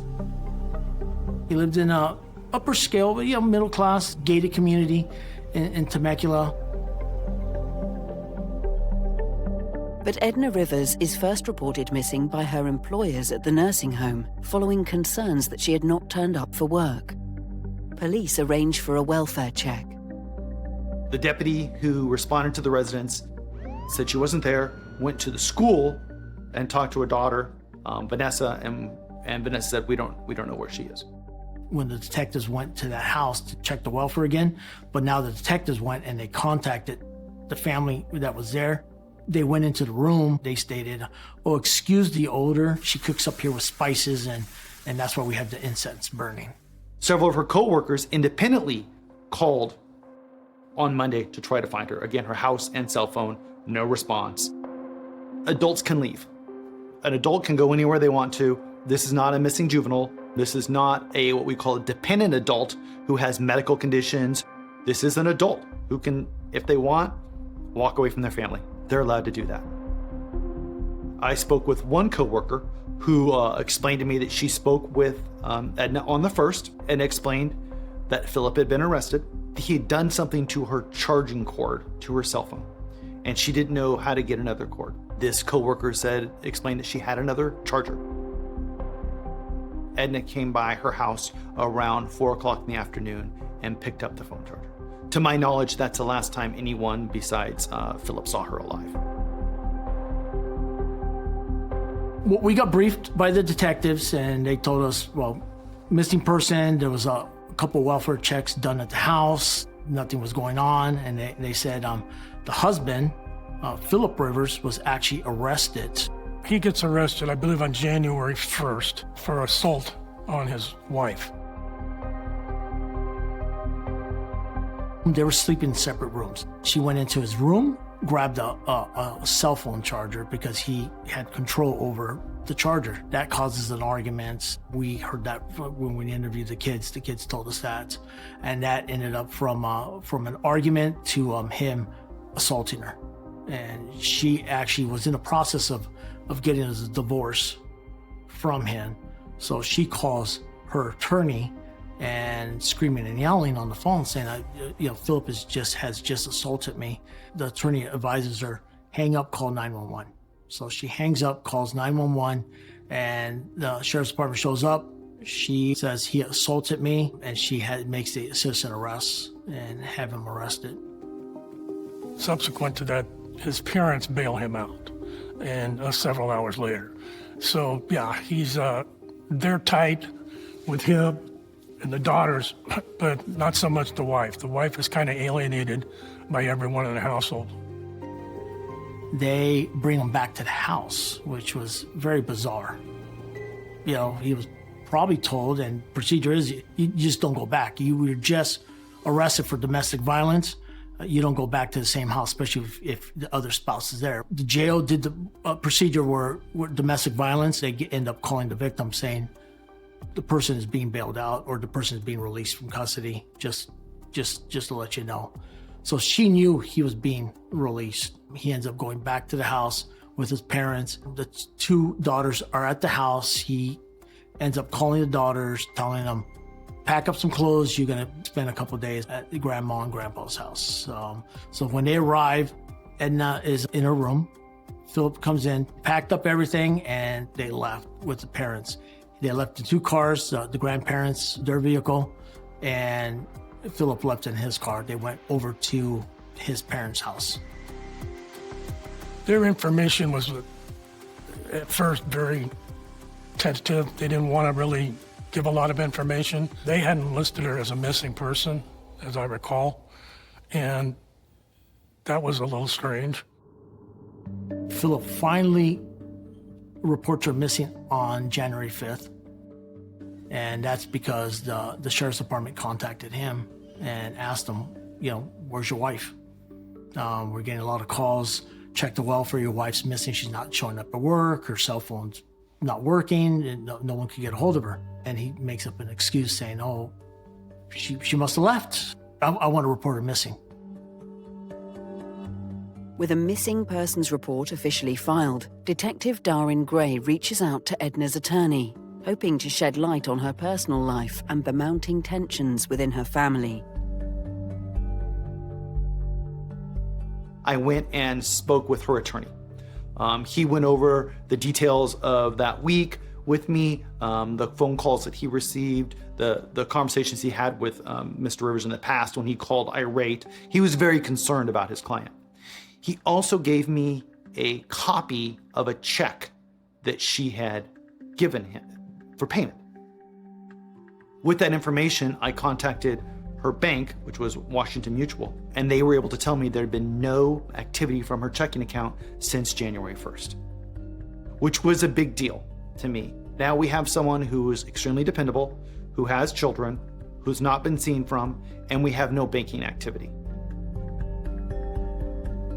It is at this point that detectives start to prioritize Edna's estranged husband, Philip Rivers, as a person of interest in the case of her disappearance. Well, we were hearing that within those 15 years of marriage, it was a rocky marriage, a lot of issues, arguments, domestic issues that weren't reported.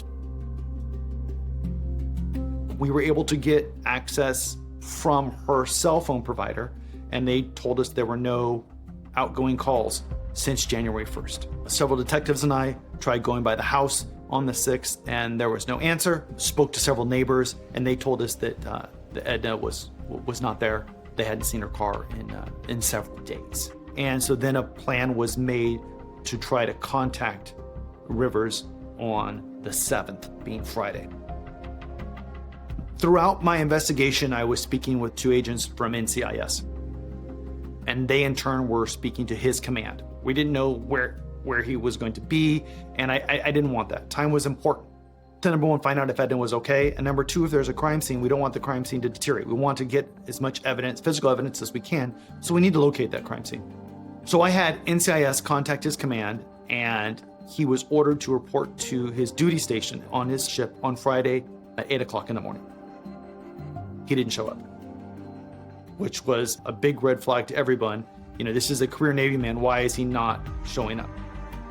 He ends up arriving at 10, 2 hours late, which is very unusual for him, with no explanation given when he was late. He was then directed to go to the office of NCIS, which is where I was located. Once he got there, I introduced myself and I explained to him that I was there for the purpose of a missing person investigation. I wanted to find his wife, and the best way for me to do that was to get as much information from him as I could. And he agreed. He wanted to help. He did not know where she was, so he agreed to speak with me so we could find out where his wife was located. I was very shocked. I was very shocked at the demeanor of everyone, even the kids, that mom is gone. No one cared. Mom is missing. No one cared. So I asked him to prepare a written statement for me, which took him about 35 to 40 minutes. And I asked him to review everything from the last time he saw her until today. At one point, I step out and I take a break, and I speak with some fellow detectives. A lot of this was, of course, coordinated. Things aren't just happening. So a group of detectives had gone to the house and spoken to one of the daughters. And she explained that her mother and father lived in separate bedrooms, and that her mother's room was normally locked. It's not now, and that the room had been recently painted and the carpet had been cleaned in her room, which was a huge issue to me. As concerns grow and more troubling details surface, detectives secure a search warrant for the Rivers home.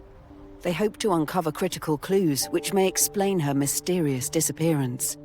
What they find inside will change the course of the investigation.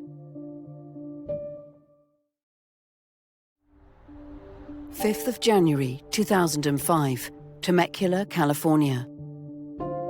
49-year-old Edna Rivers has been missing for 5 days. Estranged husband, Navy officer Philip Rivers, has been identified as a person of interest in her disappearance. Detectives have a search warrant for the family home. Well, once we execute the search warrant, the residence is empty, no one's there. We start searching. We go to each room. We find out, okay, this is her room. She's living separate, and we get that from the background from what the investigators are telling us from Temecula. So we go process her room. The room is nice. The room is very tidy, like it's too clean. There's some stuff scattered here and there, but it's for someone that's gonna just take off or someone that's just gonna leave, it's way too neat. So we pull the rug up, and sure enough, we find a big blood stain underneath the rug. After finding the blood, we start looking at the walls. We could see there's blood splatter on the walls, even though the walls look like they were just painted. There's blood splatter on the furniture, on the nightstand. Someone who cleaned up missed a lot of blood splatter on that. So we actually, okay, now we found the crime scene. Something did happen there. There's a lot of blood. There's a smell that you get used to as a police officer, as a detective, of death. You know when you walk into a room if someone's dead in the room. It's in a sense like burnt popcorn. When you smell burnt popcorn, you know it's burnt popcorn. When an investigator walks into a room, you know if someone's dead or has been dead in there. And it was obvious when you walked in the house that someone had died in the room. And when pulling back the carpet, the subfloor was completely soaked with blood, which to me indicated she died in that corner and was left there for quite a while he figured out what to do. So we continue talking to him, and we're interviewing him, and interviewing him very strong, very to the point, because we have already enough evidence that we're getting a good picture of what happened. Why didn't you report her missing? Everyone's calling her, everyone's trying to find where she's at, but you don't really care. He says, well, she takes a lot of trips. She has a gambling problem. Maybe her boyfriend, she met someone at the casino. Maybe, he's the one that kidnapped her, and, he's making up all these different stories that, shying us away from him. One of the things that really irked Philip was the fact that Edna liked to gamble. Not only did she gamble, but she would bring their kids to the casinos to gamble with her, and that really upset him. He mentioned he went to Walmart in Hemet because he'd stayed in Hemet from the 1st to the 2nd and didn't purchase anything, but wandered around for about an hour. I thought this was unusual because why on a Sunday morning do you wander around Walmart for an hour and not purchase anything? He said it was to compare the price of a scooter he'd purchased his daughter for Christmas. He then stated that he went home on the 2nd. Edna's car was in the driveway, so he went to Pechanga. Pechanga is a casino located very close to their residence. I got him to commit to how much money he spent, what type of table he played blackjack on, things like that. Things that I knew the security people at Pechanga could find. And they were unable to locate him in Pechanga at all. And if you can't be honest about what you're doing on a Sunday morning during the investigation of your wife's disappearance, that's a very big indicator that you're involved in her disappearance. Just days after she's reported missing, Edna's vehicle is found abandoned at the Pechanga Casino, less than 3 miles from her home. The discovery raises alarm. Investigators fear the worst, that Edna might never come home. Her vehicle was found in the Pechanga Casino parking lot, and there was blood handprints on one of the windows. There was a significant odor of what appeared to be flesh, a decaying flesh.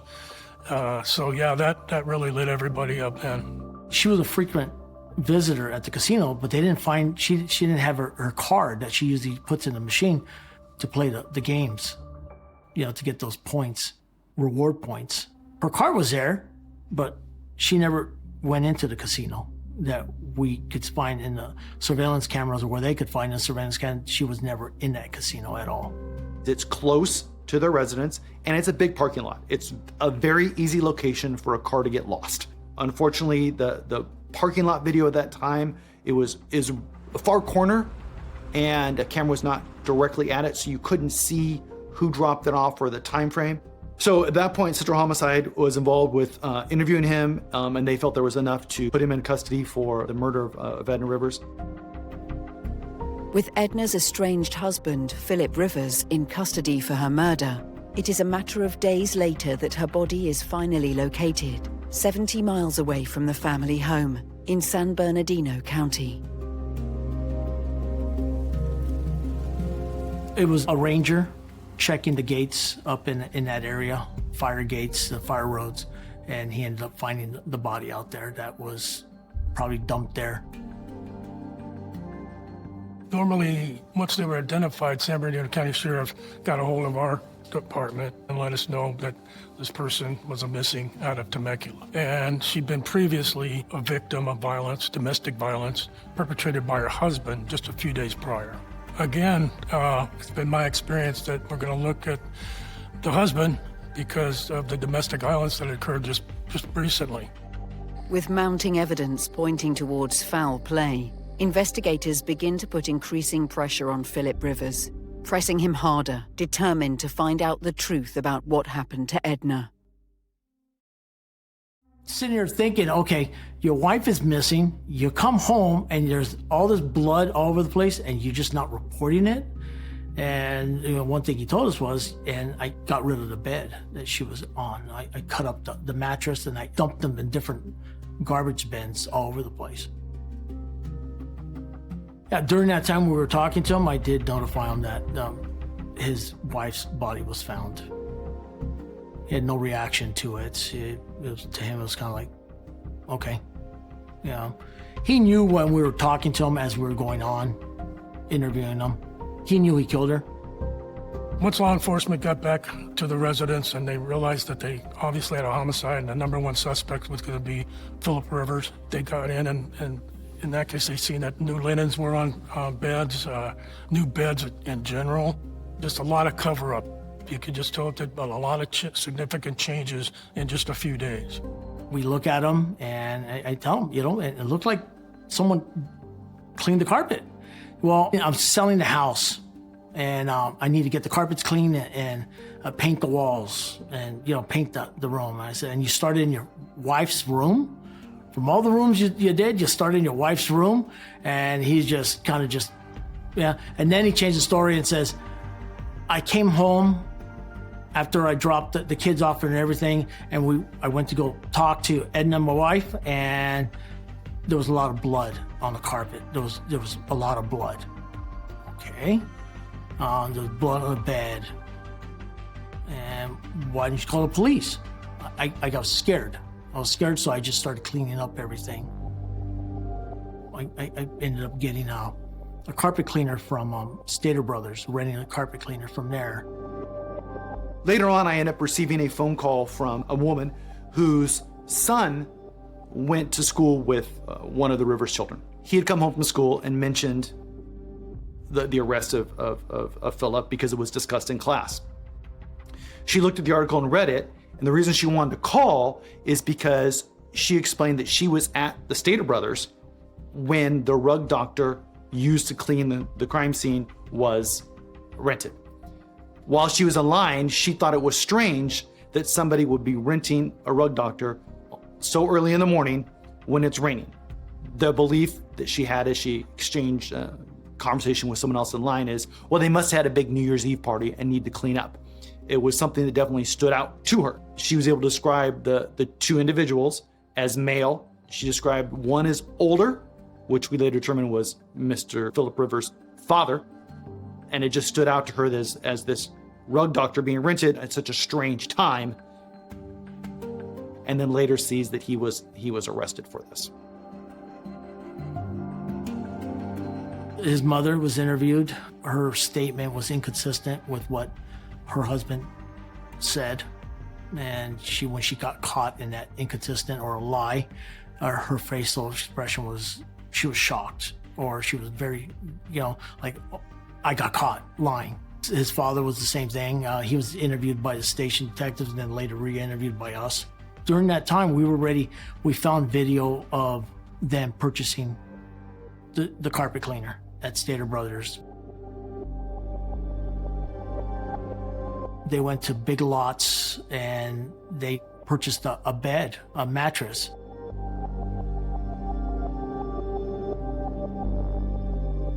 They were both together, father and son. Dad was like, well, I was helping my son. He was going to sell the house.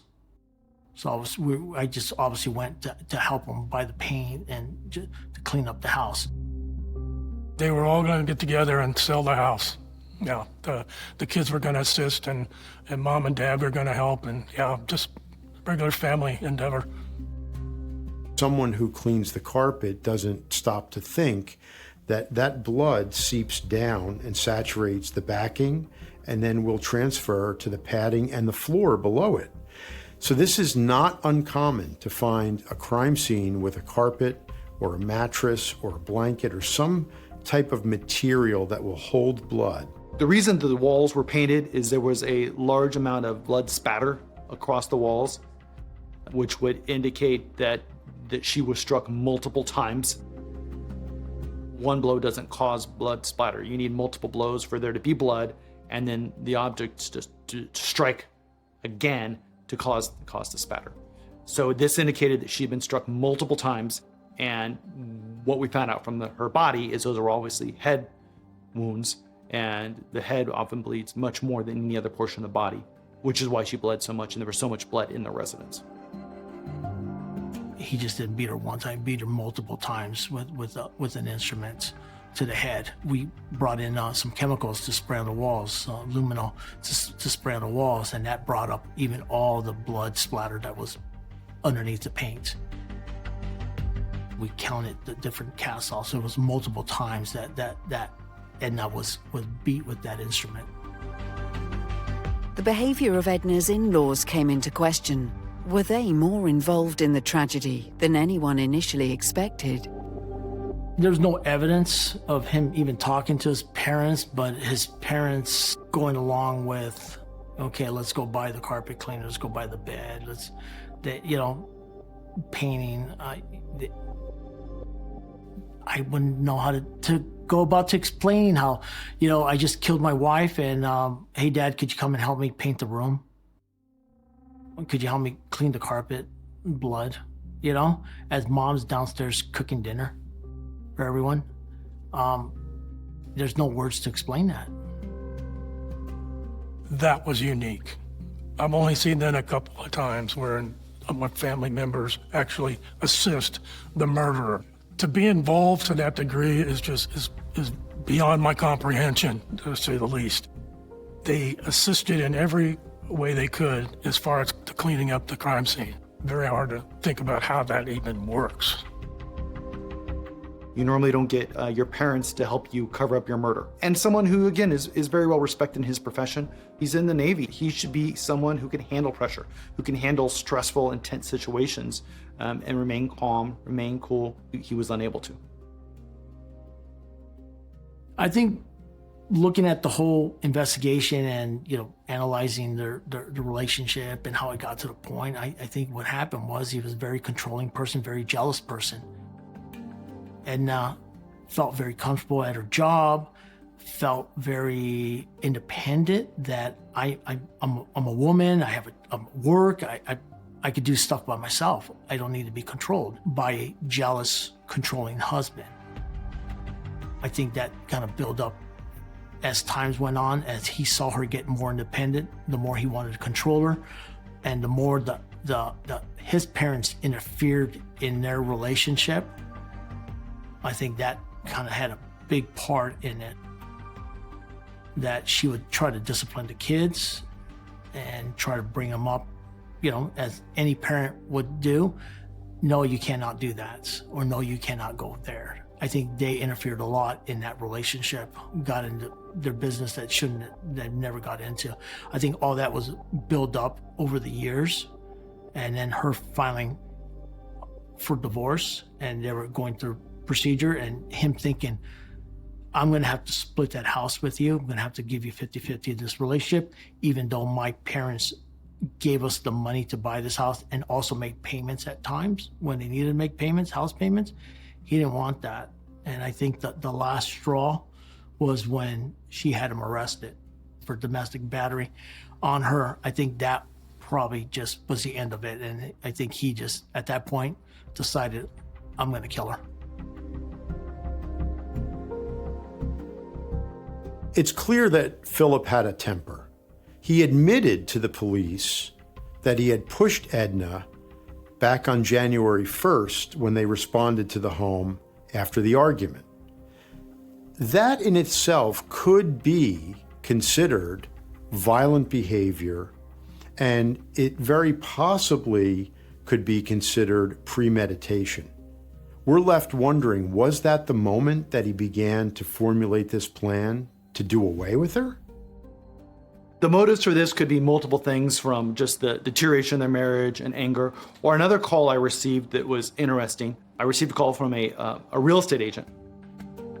The real estate agent told me that he'd been involved in the initial sale of the house, or attempted sale, which was stopped by Edna's attorney because Edna was not listed on it. He told me that he had tried to make multiple phone calls or contact with Philip since he returned from a deployment and had never received a call back. Kind of forgot about it. On Thursday, January 6th, he suddenly received a call from Philip who said he wanted to refinance or sell the house and that the court had okayed it because they needed money for mental evaluations for Edna. Obviously, this was not the case. The court did not order that, and we know that Edna was deceased. My belief was he was trying to get money so he could flee the country. The standard deterioration of a relationship with a history of domestic violence, and then there's a financial aspect that he couldn't sell the house that he believed was his.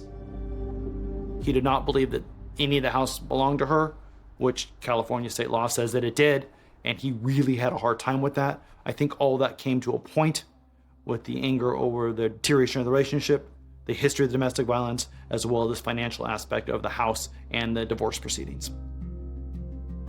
He did had some counseling in the Navy. Once they kind of reported that there was some domestic issues there, he did go to talk to some counseling, but we never were able to get exactly what they talked about. We knew that he went to counseling. That's all they would tell us about that. He didn't like the independence of her leaving. She would go, according to him, she would leave for a couple of days and not come back.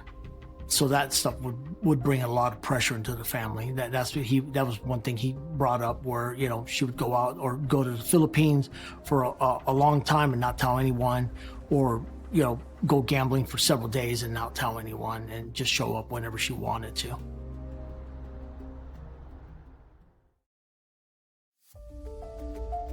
As detectives explore potential motives behind Edna Rivers' murder, they begin piecing together a chilling sequence of events that took place inside the family home. They're not usually whodunits. You had to prove that it happened. And in this case with Rivers, it was a matter of finding the victim's body eventually.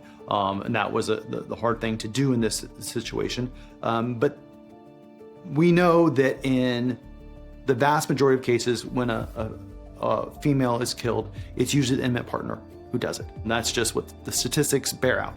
So in this situation, you had to put all those pieces together to show that she wasn't someone who just disappeared, that something happened to her. New Year's Eve is what brought this all about. Philip, I believe, was working on New Year's Eve and gone from the house. He had a 24-hour duty. Edna had a sister in the LA County area and wanted to take her daughters to a New Year's Eve party.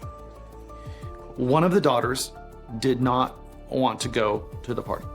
Philip's parents were at the house and an argument ensued where the parents supported the younger daughter that she did not have to go. This argument resulted in Edna calling her attorney for some advice. In speaking with her attorney, Edna would often call for advice, and he explained to me that she really often had a hard time making decisions and needed support in making decisions. The attorney spoke with the parents and explained that there was in fact a court order prohibiting the grandparents from being around the children. They weren't even supposed to be in the house or be around the children. And I did get a temporary restraining order against the parents, and they just ignored it, and she never enforced it. She never called the police or deputies out to enforce it. They're there for a reason, and it's a good reason. It's unfortunate, though, that people oftentimes ignore them and still contact the person that has the restraining order. This conversation between the attorney and Philip's parents resulted in multiple phone calls from Philip to the attorney. The attorney described Philip's behavior as screaming and yelling for disrespecting his parents while he's serving our country. The attorney had to hang up on him 3 or 4 times because he continued to call and was irate. Edna decided to leave the house with just one of the daughters. She left to go to LA for this party, and on the way there, she received a call from her sister. Her sister said, "The weather's bad, turn around, go home," which she did. She had some paperwork she needed to drop off, and so she stopped at the attorney's office around 1 o'clock in the afternoon and left the paperwork with him. That was the last time the attorney ended up seeing her. And she ended up going home on New Year's Eve. New Year's Eve, he gets an argument with his wife over a cell phone charger. She goes in, grabs a charger, that causes an argument, and that ended up from an argument to him assaulting her. So she calls 911, and the sheriff's department shows up. She says he assaulted me, and she makes the citizen arrest and have him arrested. And he's booked into the jail, and subsequent to that, his parents bail him out. I believe what happened was when he came back, he got the kids, had the kids go to his parents' house, and he drove over there, and he's trying to, he's now, accounting for all his time. He drives over there. His parents now tells everyone, "Oh, I got called into work because the computer, is something wrong with the computer on the ship, and I'm the only one that knows how to work it." So he's already making an alibi. I believe after he dropped off the kids at the house, was there for a while, he drove back to his house and he killed his wife.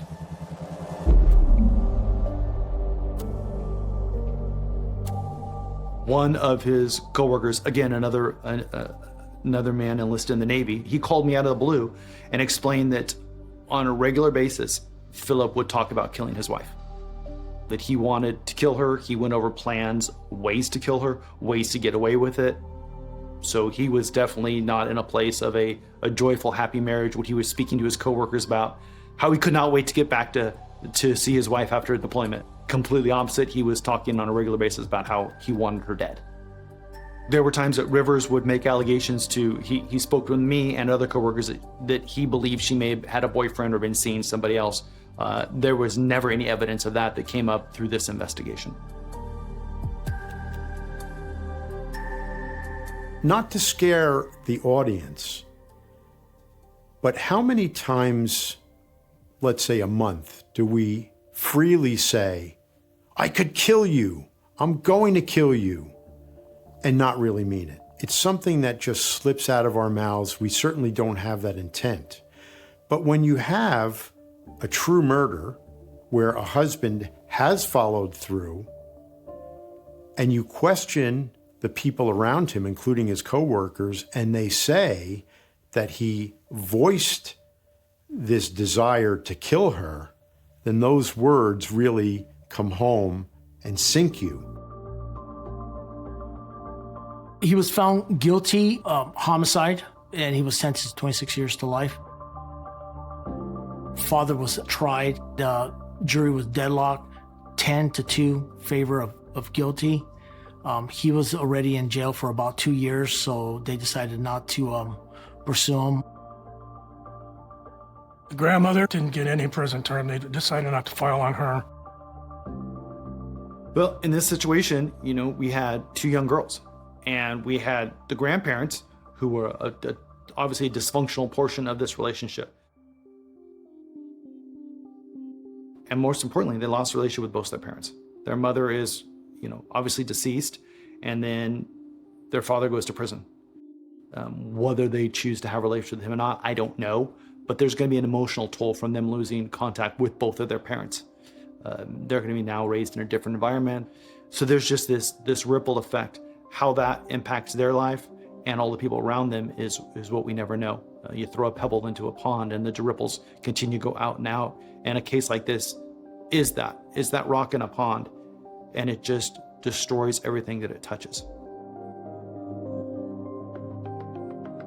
I don't think there's nothing she could have done besides going along with what Philip wanted, being a good wife, not having an opinion, doing whatever he wanted her to do, wanted him to do. Just have no opinion and just be the quiet little wife there. I don't think she could have avoided this. But I believe that she really struggled with leaving her children.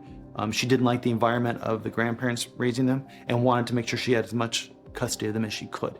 And then through the divorce proceedings, obviously those things were going to minimize her contact with them, her time with the children. All of those things made it difficult for her to come forward with the allegations of domestic violence. She wasn't the kind to really be forceful in her needs. And I think those are reasons that probably kept her from in this relationship longer than she should have been in it.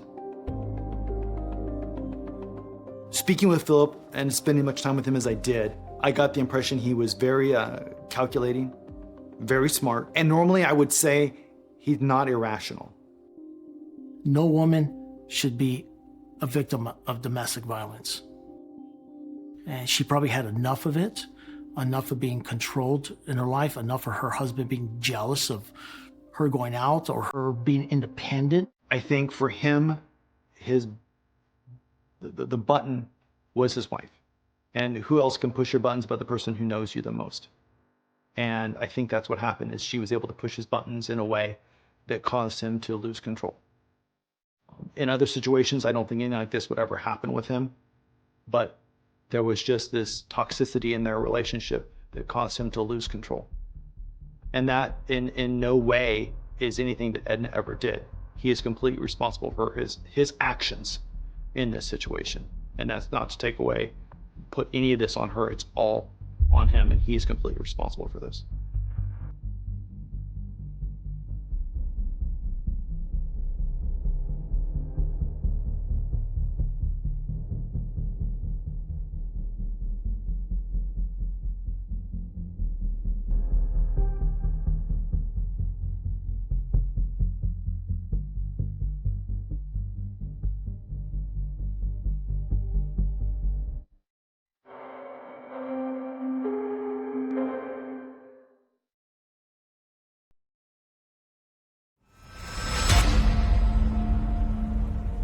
In October 2005, 22-year-old student Maria Inez Lopez disappeared without a trace, leaving her family in a state of disbelief.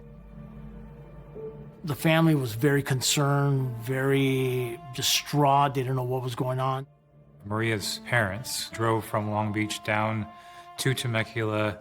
They called Long Beach PD and reported their daughter missing.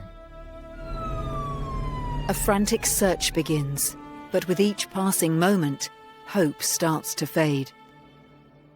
Gustavo had actually showed up at their house in Long Beach in Maria's car. Maria was clearly tied up, tortured, and then strangled to death. He went as far as claiming that she put his hands on her throat and kept begging him to kill her. You can't do this to me. Stop, stop, stop, stop. The investigation reveals chilling secrets, leading to a shocking discovery that will forever alter the course of their lives.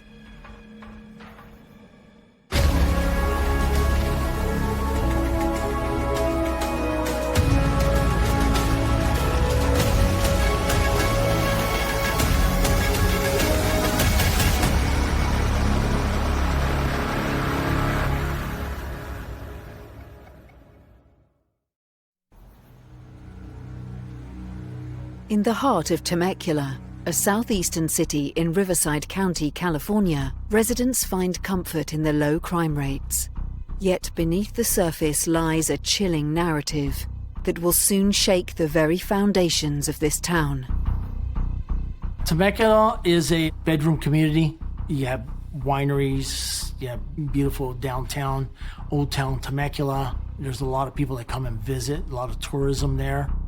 It's a really quiet city with very, very little crime. It's middle class to upper middle class, attracts families who want to get out of the larger metropolises around the state, and it's got a great school district. It's a commuter city. It kind of stemmed largely from the population out of San Diego County.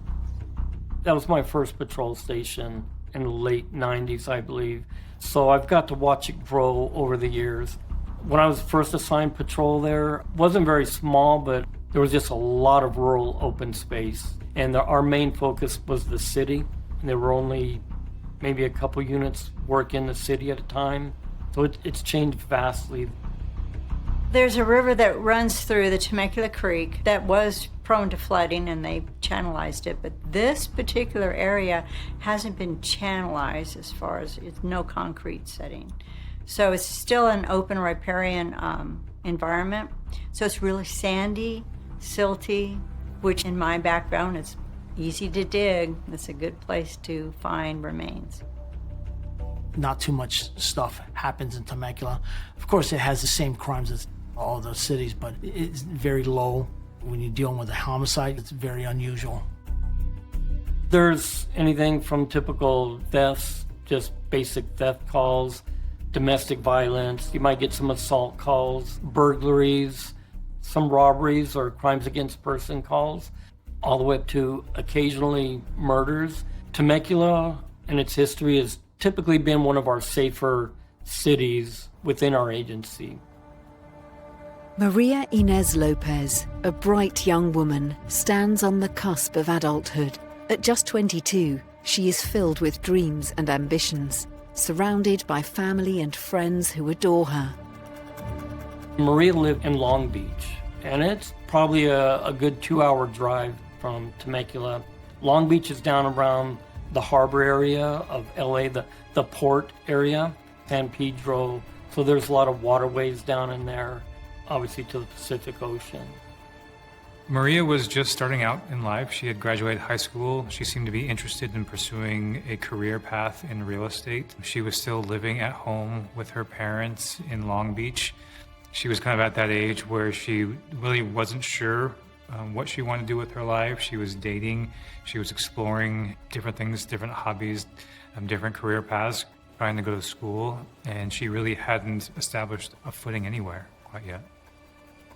Beautiful young lady, started in her life, very bright, family person, just loved to be around family and just nothing bad about her.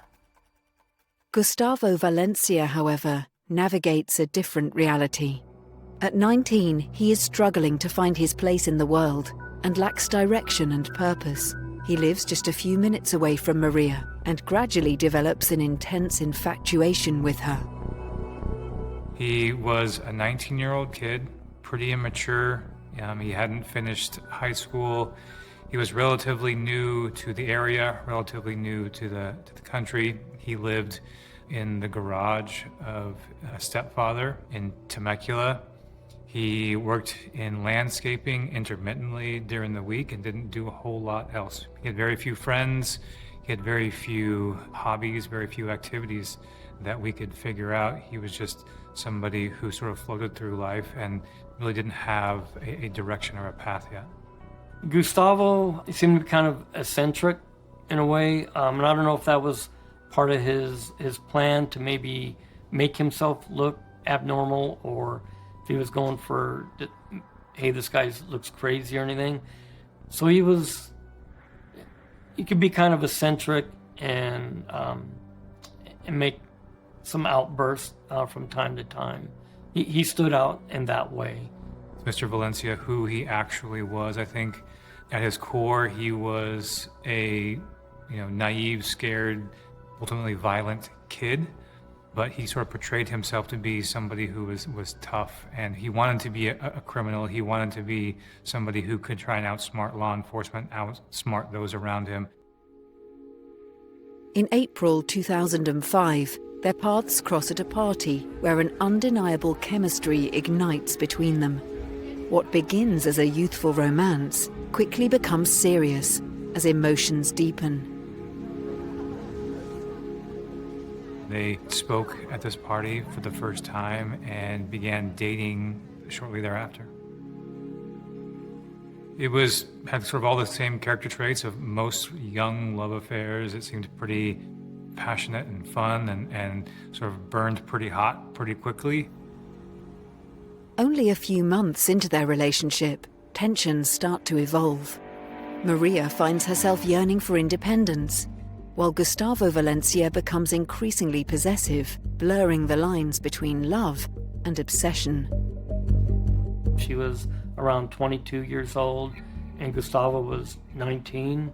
Not much of an age difference, but I think she was a lot more mature than him, and just it was time to move on. And he was unable to accept that, and I think that probably changed him, kind of flipped him over the edge.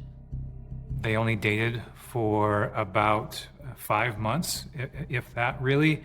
In that short period of time, they were together a lot. Maria had Gustavo's name tattooed on her lower back in that short period of time. But as sort of quickly as the relationship took off, it ended pretty quickly in September of 2005. Maria's attempts to carve out her own identity are met with resistance. As Gustavo's attachment grows more consuming, the dynamic shifts, setting the stage for conflict.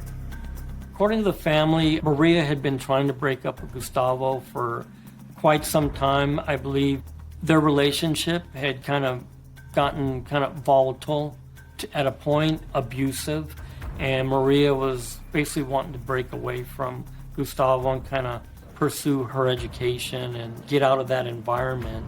She had goals in life, wanted to possibly get married and start a family. And I think Gustavo came to a point where she was really matured over the time of their relationship, and he hadn't. And she was using that, it's supposed to be her time to break away from him. Friends and family of Maria observe a shift in her demeanor. Gustavo's behavior raises concerns among those who care for her. The relationship was done, and she wanted to separate from him. She was in a process of getting a restraining order on him. Sometime in September of 2005, Maria and her family went to Mexico on vacation, and apparently while they were there, Maria met another man, somebody she identified as Sarko, and they hit it off and developed a relationship to the point where when Maria returned from that vacation, she ended it with Gustavo and told him it was over. Gustavo was upset. He told his family and his friends that she was leaving him for another man, and according to one of Gustavo's, the only real friend of Gustavo's, he didn't handle the breakup well at all. He was so obsessed with her. If he couldn't have her, nobody else was going to. With each passing day, the atmosphere grows heavier. In a tale woven with passion and peril, the shadow of jealousy begins to cast its long, dark shadow over Temecula.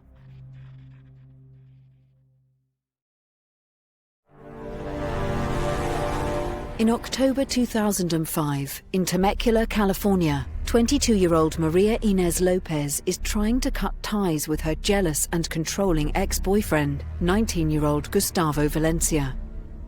On October the 9th, she agrees to meet with him to hopefully put this chapter behind her. The murder happened on October 9th of 2005. On October 10th of 2005, Maria's parents, Jorge and Maria, drove from Long Beach down to Temecula to confront Gustavo about where their daughter was. They knew that Maria was coming to see him. And when Maria's parents spoke to Gustavo, he claimed to have not seen her at all. He somehow knew already that she was missing, but claimed that he never saw her the day before at all. Gustavo told Maria's parents that he was going to go down to Tijuana because he believed that's where Maria was heading, and there was people down there who knew where she was.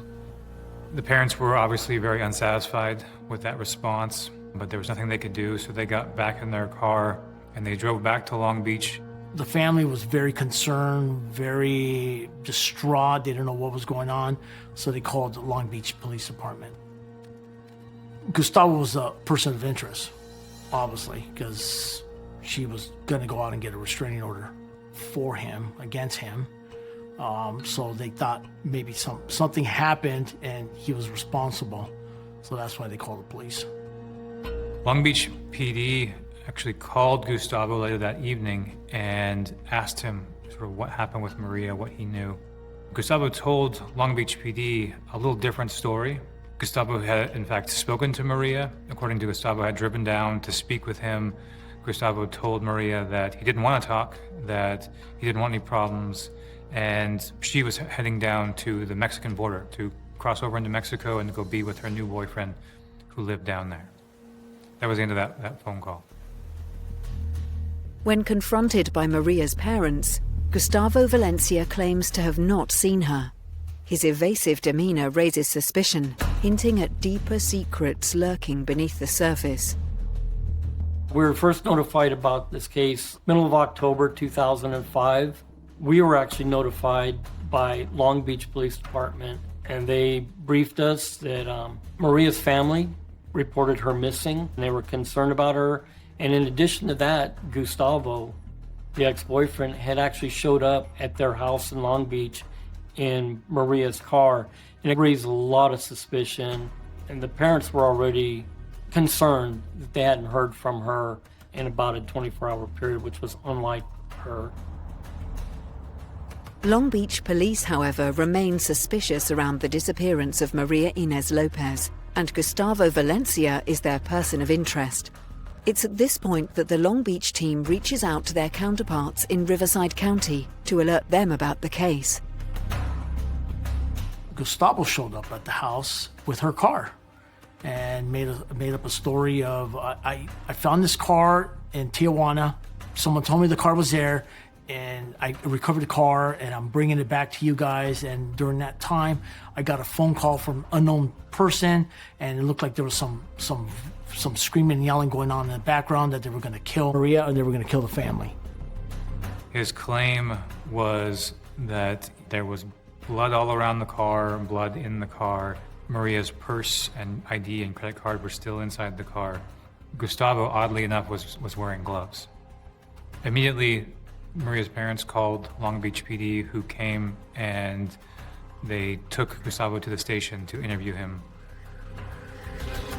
Valencia's appearance at Maria's parents' house raises significant alarm. Not only is their daughter missing, but his ever-changing story suggests that he knows a lot more than he is letting on. Well, the trick's to a good interviewer to have your ducks in a row to begin with. You want to go in with a plan of some sort. The good cop, bad cop thing really doesn't happen that much. I mean, it can happen, but it's usually not a planned thing. So once you get your facts, and then you give those facts to your perpetrator, if you will, and then they start dancing around it, then you can hit them with photos and tape recordings or what have you, whatever you have as a basic evidence or a plot. The interview with detectives from Long Beach PD evolved over time. The more Gustavo talked, the more the story evolved. Gustavo had changed his story a couple times. I went down to Mexico and I found her car. I drove it back up here to Long Beach, and I told her parents about how we came across the car. However, I had received some phone calls from an unknown male. And then I got another phone call that they were going to kill Maria and kill all her family. So that's why I brought the car back. I don't think there was any truth in that whatsoever, just because he did change his story. As detectives continue to question Gustavo Valencia, the cracks in his story start to appear, and he begins to break under the pressure. He starts to refer to problems in the relationship with Maria. He's only 19. He's nervous to begin with.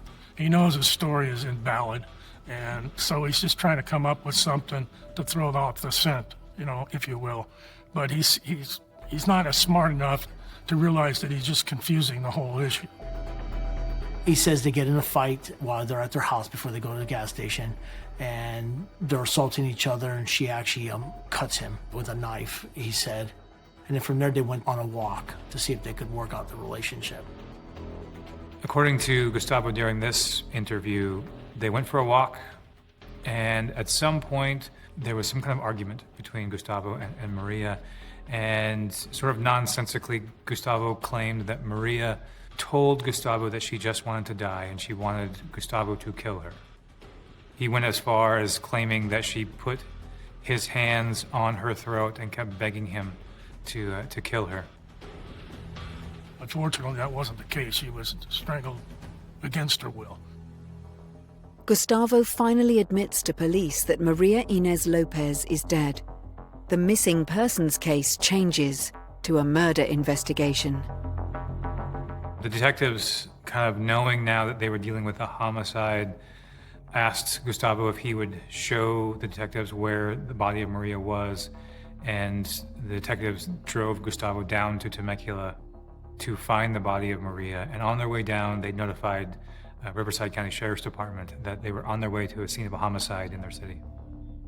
Those guys, they will call our agency, get in touch with usually our supervisors, advise them what they've got. Hey, we got a guy down here in Long Beach who's confessed to murdering his girlfriend in your county. He's willing to take us to the body and show us everything. We hooked Robert Masson up with them, also Ed Rose and Ron Waters. Sergeant Lopez with the Temecula Police Department at that time, which is part of the Sheriff's Department, and they saying that they were located in the riverbed and requested I come out. Well, I arrived approximately 1:30, met with the investigators handling the case, both from Long Beach and Riverside County, and we briefed on basically what happened. The suspect was in the back of a sheriff's car, and so we went and retrieved the suspect, and he led us down to where he buried his girlfriend. I talked to Gustavo, explained to him that it's very important for him to show us where the body's at. We walk along the trail. We have several officers behind us. We have a forensic technician behind us. Everything's being documented. I have a recorder going on to document the whole process there. We take him down to the river bottom, and we're like, okay, let's start from here. Think about it. Then he leads us off over to the right side of the river bottom, through some bushes, some trails, and then finally to the river bottom where there was aluminum chair with I believe it was blue cushions on the river bottom. It was just covering there. It was out of place, and he said that's where her body's at.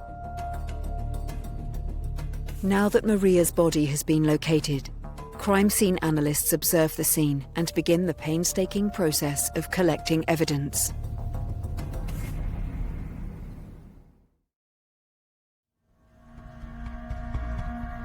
"19-year-old Gustavo Valencia has informed detectives of where to find the body of his ex-girlfriend, 22-year-old Maria Inez Lopez.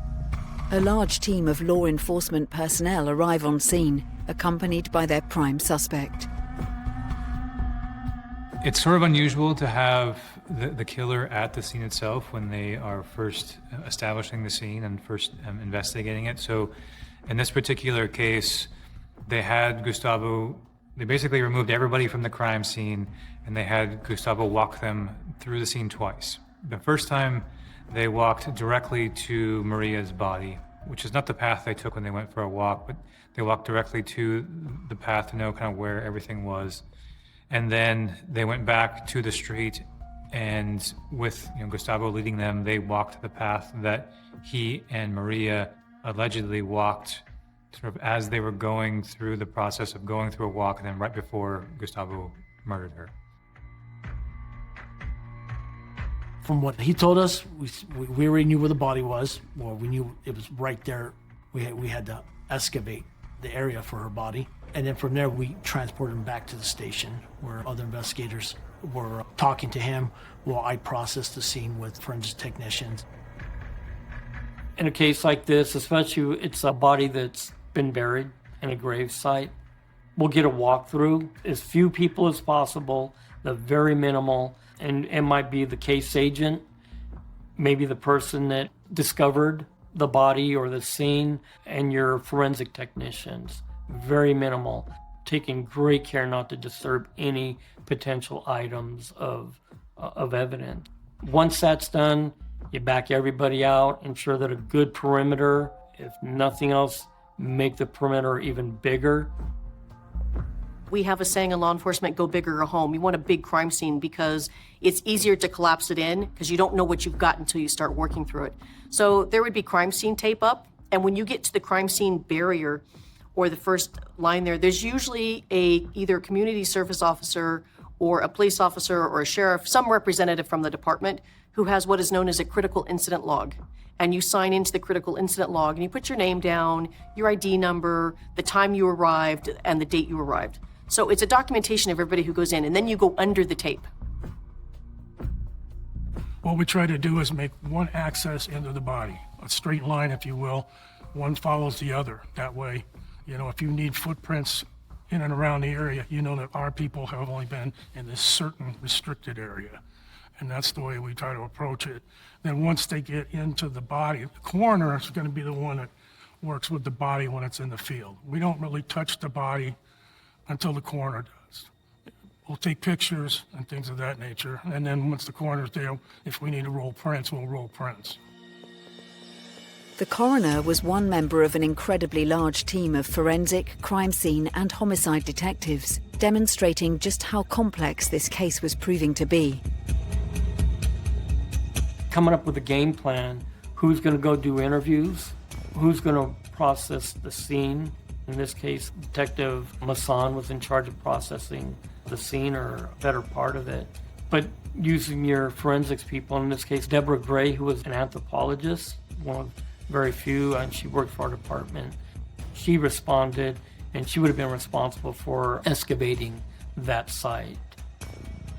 Rick Bogan was the deputy coroner on that day, so he had gone out to a scene, and they determined it was a buried body. They called me and said, hey, you're coming in today. During the processing of the scene, obviously we took the chair that was the marker, I call it the marker, where the body was. We took that as evidence. As we searched around the area, we found a shovel, which was completely out of place there. We took that. The soil was disturbed, so we know, okay, this is where the body is going to be. To uncover a body that's in a shallow grave, you have to determine the outline of the grave. You create a grid of A, B, C, and 1, 2, and 3, and you remove the dirt slowly in those areas. We want to work from outside the grave, and we don't want to dig it. We want to just uncover it. So we want to uncover the overlying soils and then screen them in case there's any kind of fragments or data enclosed in that. Artifacts. When we get to the remains, we use just fine brushes, sometimes chopsticks, because we don't want to inflict any trauma on the decedent. It's a very tedious process where you're sifting the dirt, you're layer by layer, and you're excavating a body. You don't want to disturb stuff. You can't take a shovel. It's literally brushes and dustpans and just taking dirt right off and then pretty much outlining the body. And then obviously as you process the scene, you take pictures as you go on. The partial burial can slow down the decomposition process. This decedent was not as in a state of decomposition as much as somebody who would have been on the surface of the ground, due to the fact that our decedent was partially covered. I start seeing part of a sweater, like a striped sweater, a blue-white striped sweater. So we started excavating a little bit more, sifting the dirt for any possible evidence, and then we pretty much uncovered her. What we found was a female. She was on her left side. She looked fairly young, Hispanic, dark brown hair with like blonde highlights, brown eyes, no real decomposition. Rigor mortis had already passed, so, within 48 hours, she'd been dead. As the investigation unfolds, the focus shifts to understanding the complex dynamics of a relationship turned lethal. Details of Maria's death emerge, painting a chilling picture of betrayal and obsession. The motivations behind Gustavo's actions raise uncomfortable questions. Many times you'll find, especially when there's a romance involved, and instead of just throwing a body in a grave and covering over with dirt, you put a blanket over her face or something so she doesn't get dirt in her mouth. You know, you feel you kill her, but you don't want to hurt her, so you keep it clean. And we didn't find that in this one. He was just threw the dirt on her. Once we uncovered her, we put out a body bag on one side and we just kind of rolled her over into it so we don't disturb her. To our surprise, her hands were tied behind her back. She was in a fetal position, fully dressed, but her hands were tied behind her back. There's no indication from Gustavo's versions of events up to that point that he had ever struck her, but she had suffered significant blunt force trauma to the left side of her face, significant trauma to her skull and her brain as well. Maria's body is removed from her shallow grave and transported to the morgue for an autopsy. It is hoped the examination will reveal more clues about her final moments.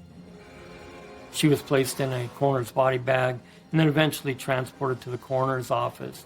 We had x-rays done, we had photographs done, and we requested an autopsy to document all the injuries to her. Usually there's a ID tech, a forensic tech, a coroner tech, and everyone will be there to assist the pathologist. For autopsy, the decedent is wheeled into the autopsy suite. Photographs are taken at that time showing that the body bag is indeed sealed, taking pictures of the locks to match up all of your numbers, and then the pathologist will break the seal, and they will document the time of the breaking of the seal on what's called the autopsy workboard, which is a whiteboard with all of the documentation. And then the pathologist will do what is known as an external examination. They will open the bag and then they will look at the remains with the clothes on, head to toe. They'll remove the clothes, put those aside for safekeeping in case they're contaminated with any evidence, and they usually are. And that will be set aside and dried and given to forensics to preserve. Then the body will be examined again without the clothes, front and back, and any trauma will be noted externally. At that point, the body will be cleaned and they will proceed with a full autopsy to determine what else could have happened. All of that will be documented. The pathologist will take their time, document that. They will have the forensic technician who is there taking photographs document all of those with overall and intermediate close-ups. And then when the pathologist says, okay, it's time, they will do what is called a Y incision. And they will take 2 cuts down here and down, and they will reflect back the skin. They will do a complete exam, including a sexual assault kit, and see if there's any other trauma, any fractures that weren't visible before, bruised organs, tissue.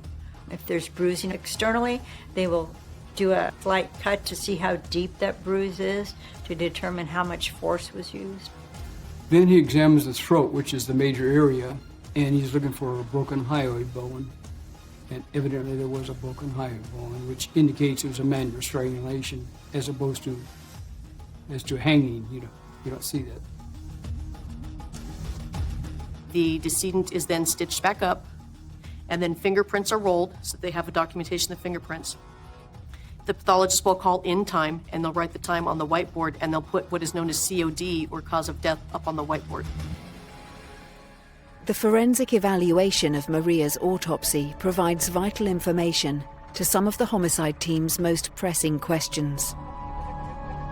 It's pretty common in these types of cases, but Maria had suffered so much that she has bitten through her tongue as she was being strangled to death. Strangulation is very personal because obviously you're putting hands on But Gustavo didn't have the ability to have a real weapon, evidently. Certainly not a gun. So that was his basic, what's going to be his basic method, was a strangulation.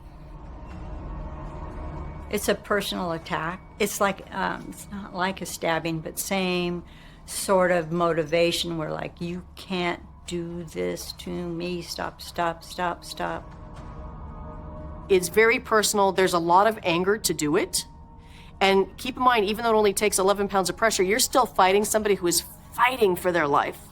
So it's hard work. That's you know, the person who is doing the killing is very determined.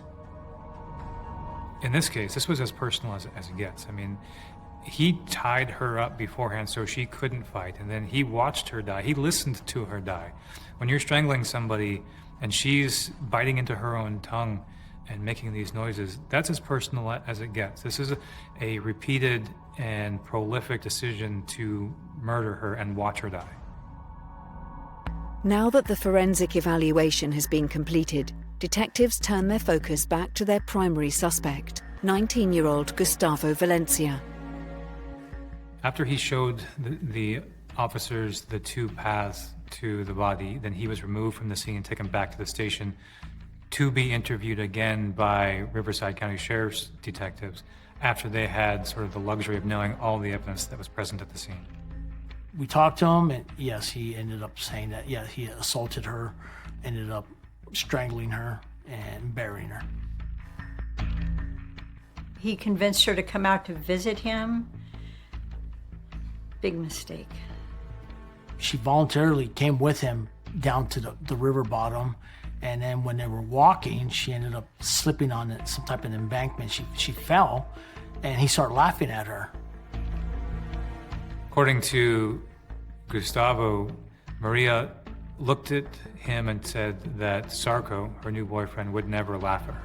Well, my new boyfriend wouldn't be laughing at me. He'd be helping me, and that's why I'm going to marry him, have a family with him. Gustavo said that it was at that time he decided he was going to murder her. It's all about control. If I can't have you, nobody can. And he killed her. Maria was clearly tied up, tortured, and then strangled to death. After this final interview with the Riverside County Sheriff's Department, he is formally arrested and charged with first-degree murder in a special circumstance of lying in wait. And once it became irrefutable that it was Gustavo who did it, then, it was sort of case closed for him. Law enforcement prepares to bring Gustavo Valencia to trial for the devastating murder of 22-year-old Maria Inez Lopez. The key question remains, will the court deliver justice with the maximum sentence?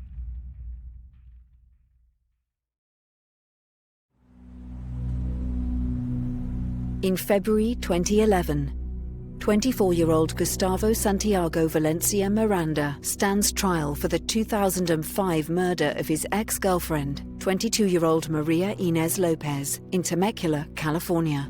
Consumed by jealousy, he strangled her in a fit of rage before abandoning her body in a dry creek bed. It takes years of preparation before the case reaches the courtroom. If you take a confession, a lot of people believe that's it, done deal, open and shut, we're good. That's great, but you still have to build the case around that. Sometimes people make false confessions, and it's our job as detectives, or just even the typical patrol person, to not just take that on face value, now to either prove it or disprove it. That's good in and of itself, but there's still a lot more work to do, and you still have to finish your case just as if you didn't have a confession. When anyone's charged with any crime, you have 48 hours to charge them and arraign them on the charges as long as they're in custody. We put the case together. We follow other leads. He's in custody. The clock is ticking to file charges on him. The homicide personnel that was involved, they go to staffing with other DAs. The DA himself is there, present, and you present the case to them. The prosecutor's case rests on Gustavo Valencia's premeditation in the killing of his former girlfriend. The careful planning of her murder, fueled by jealousy of Maria's new partner, makes this a capital murder trial. What would make this case in particular a capital punishment or a death penalty case is based on the evidence, based on his statements, the interviews with him, that this was a premeditated incident. He had committed the crime because he knew the area and he knew her and all that. But it was premeditated in so much that he had a shovel and a rope. The evidence was fairly overwhelming that this was a well-planned decision to murder Maria out in that riverbed. And I think there was some attempt to portray him as a naive, young, sort of lovesick boy who acted out of emotion. But everything he did to plan this case sort of undercut that and put him in an even worse position. He knew that she didn't want to be with him anymore, and he made a conscious decision that he was going to take her life. He had pre-dug a grave, a shallow grave. He had a shovel in position.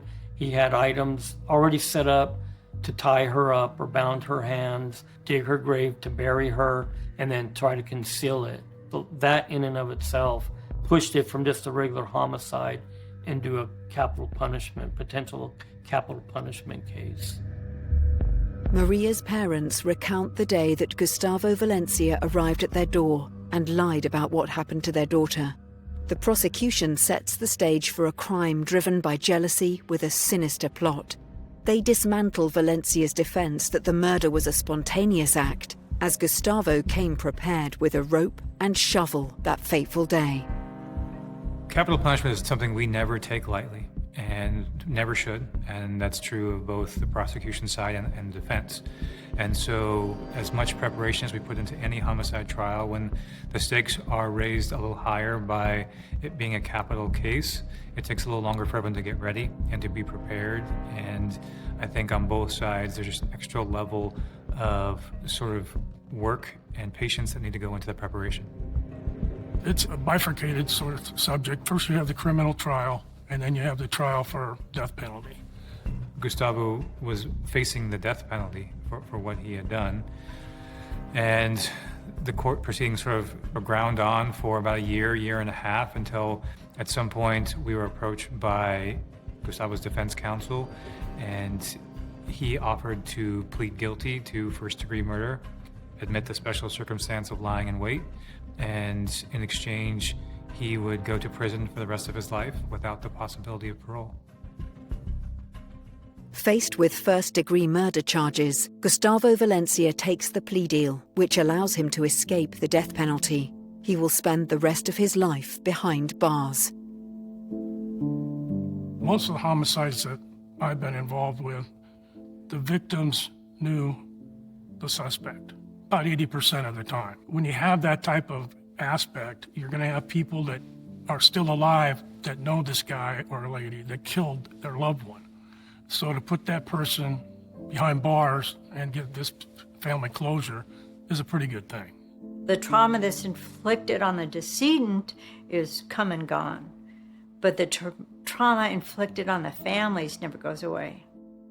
They're the ones who are actually going through this. And if we're not here to sort of fight on behalf of families of people who have been murdered, we shouldn't be doing this line of work. It could be a very emotional process when you're dealing with people, especially a family that was so tight-knit as them. What sticks out is you have an innocent person. You have a young person who is just starting off her life. She's 22 years old. That could happen to anyone. That could happen to our daughters. That could happen to anyone where they get in a relationship where the guy just doesn't want to let them go. Jealousy is such a motivation for crime, especially with domestic violence, because there's the if I can't have you, nobody else will. And that goes for both men and women. Unfortunately, these sort of intimate partner homicides are extremely common and happen much more often than anyone realizes, and much more often, I think, in recent times than they used to. I found that anybody's capable of it. It can happen to anybody. It's just you have to be the right button. And we don't like to think about it, but people that inflict the damage to them, it's not just a type of person, it's a person.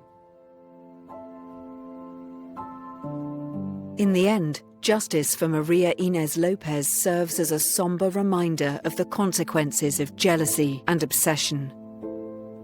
Her story is not just a cautionary tale. It resonates deeply within the community and beyond, revealing the often hidden struggles within intimate relationships.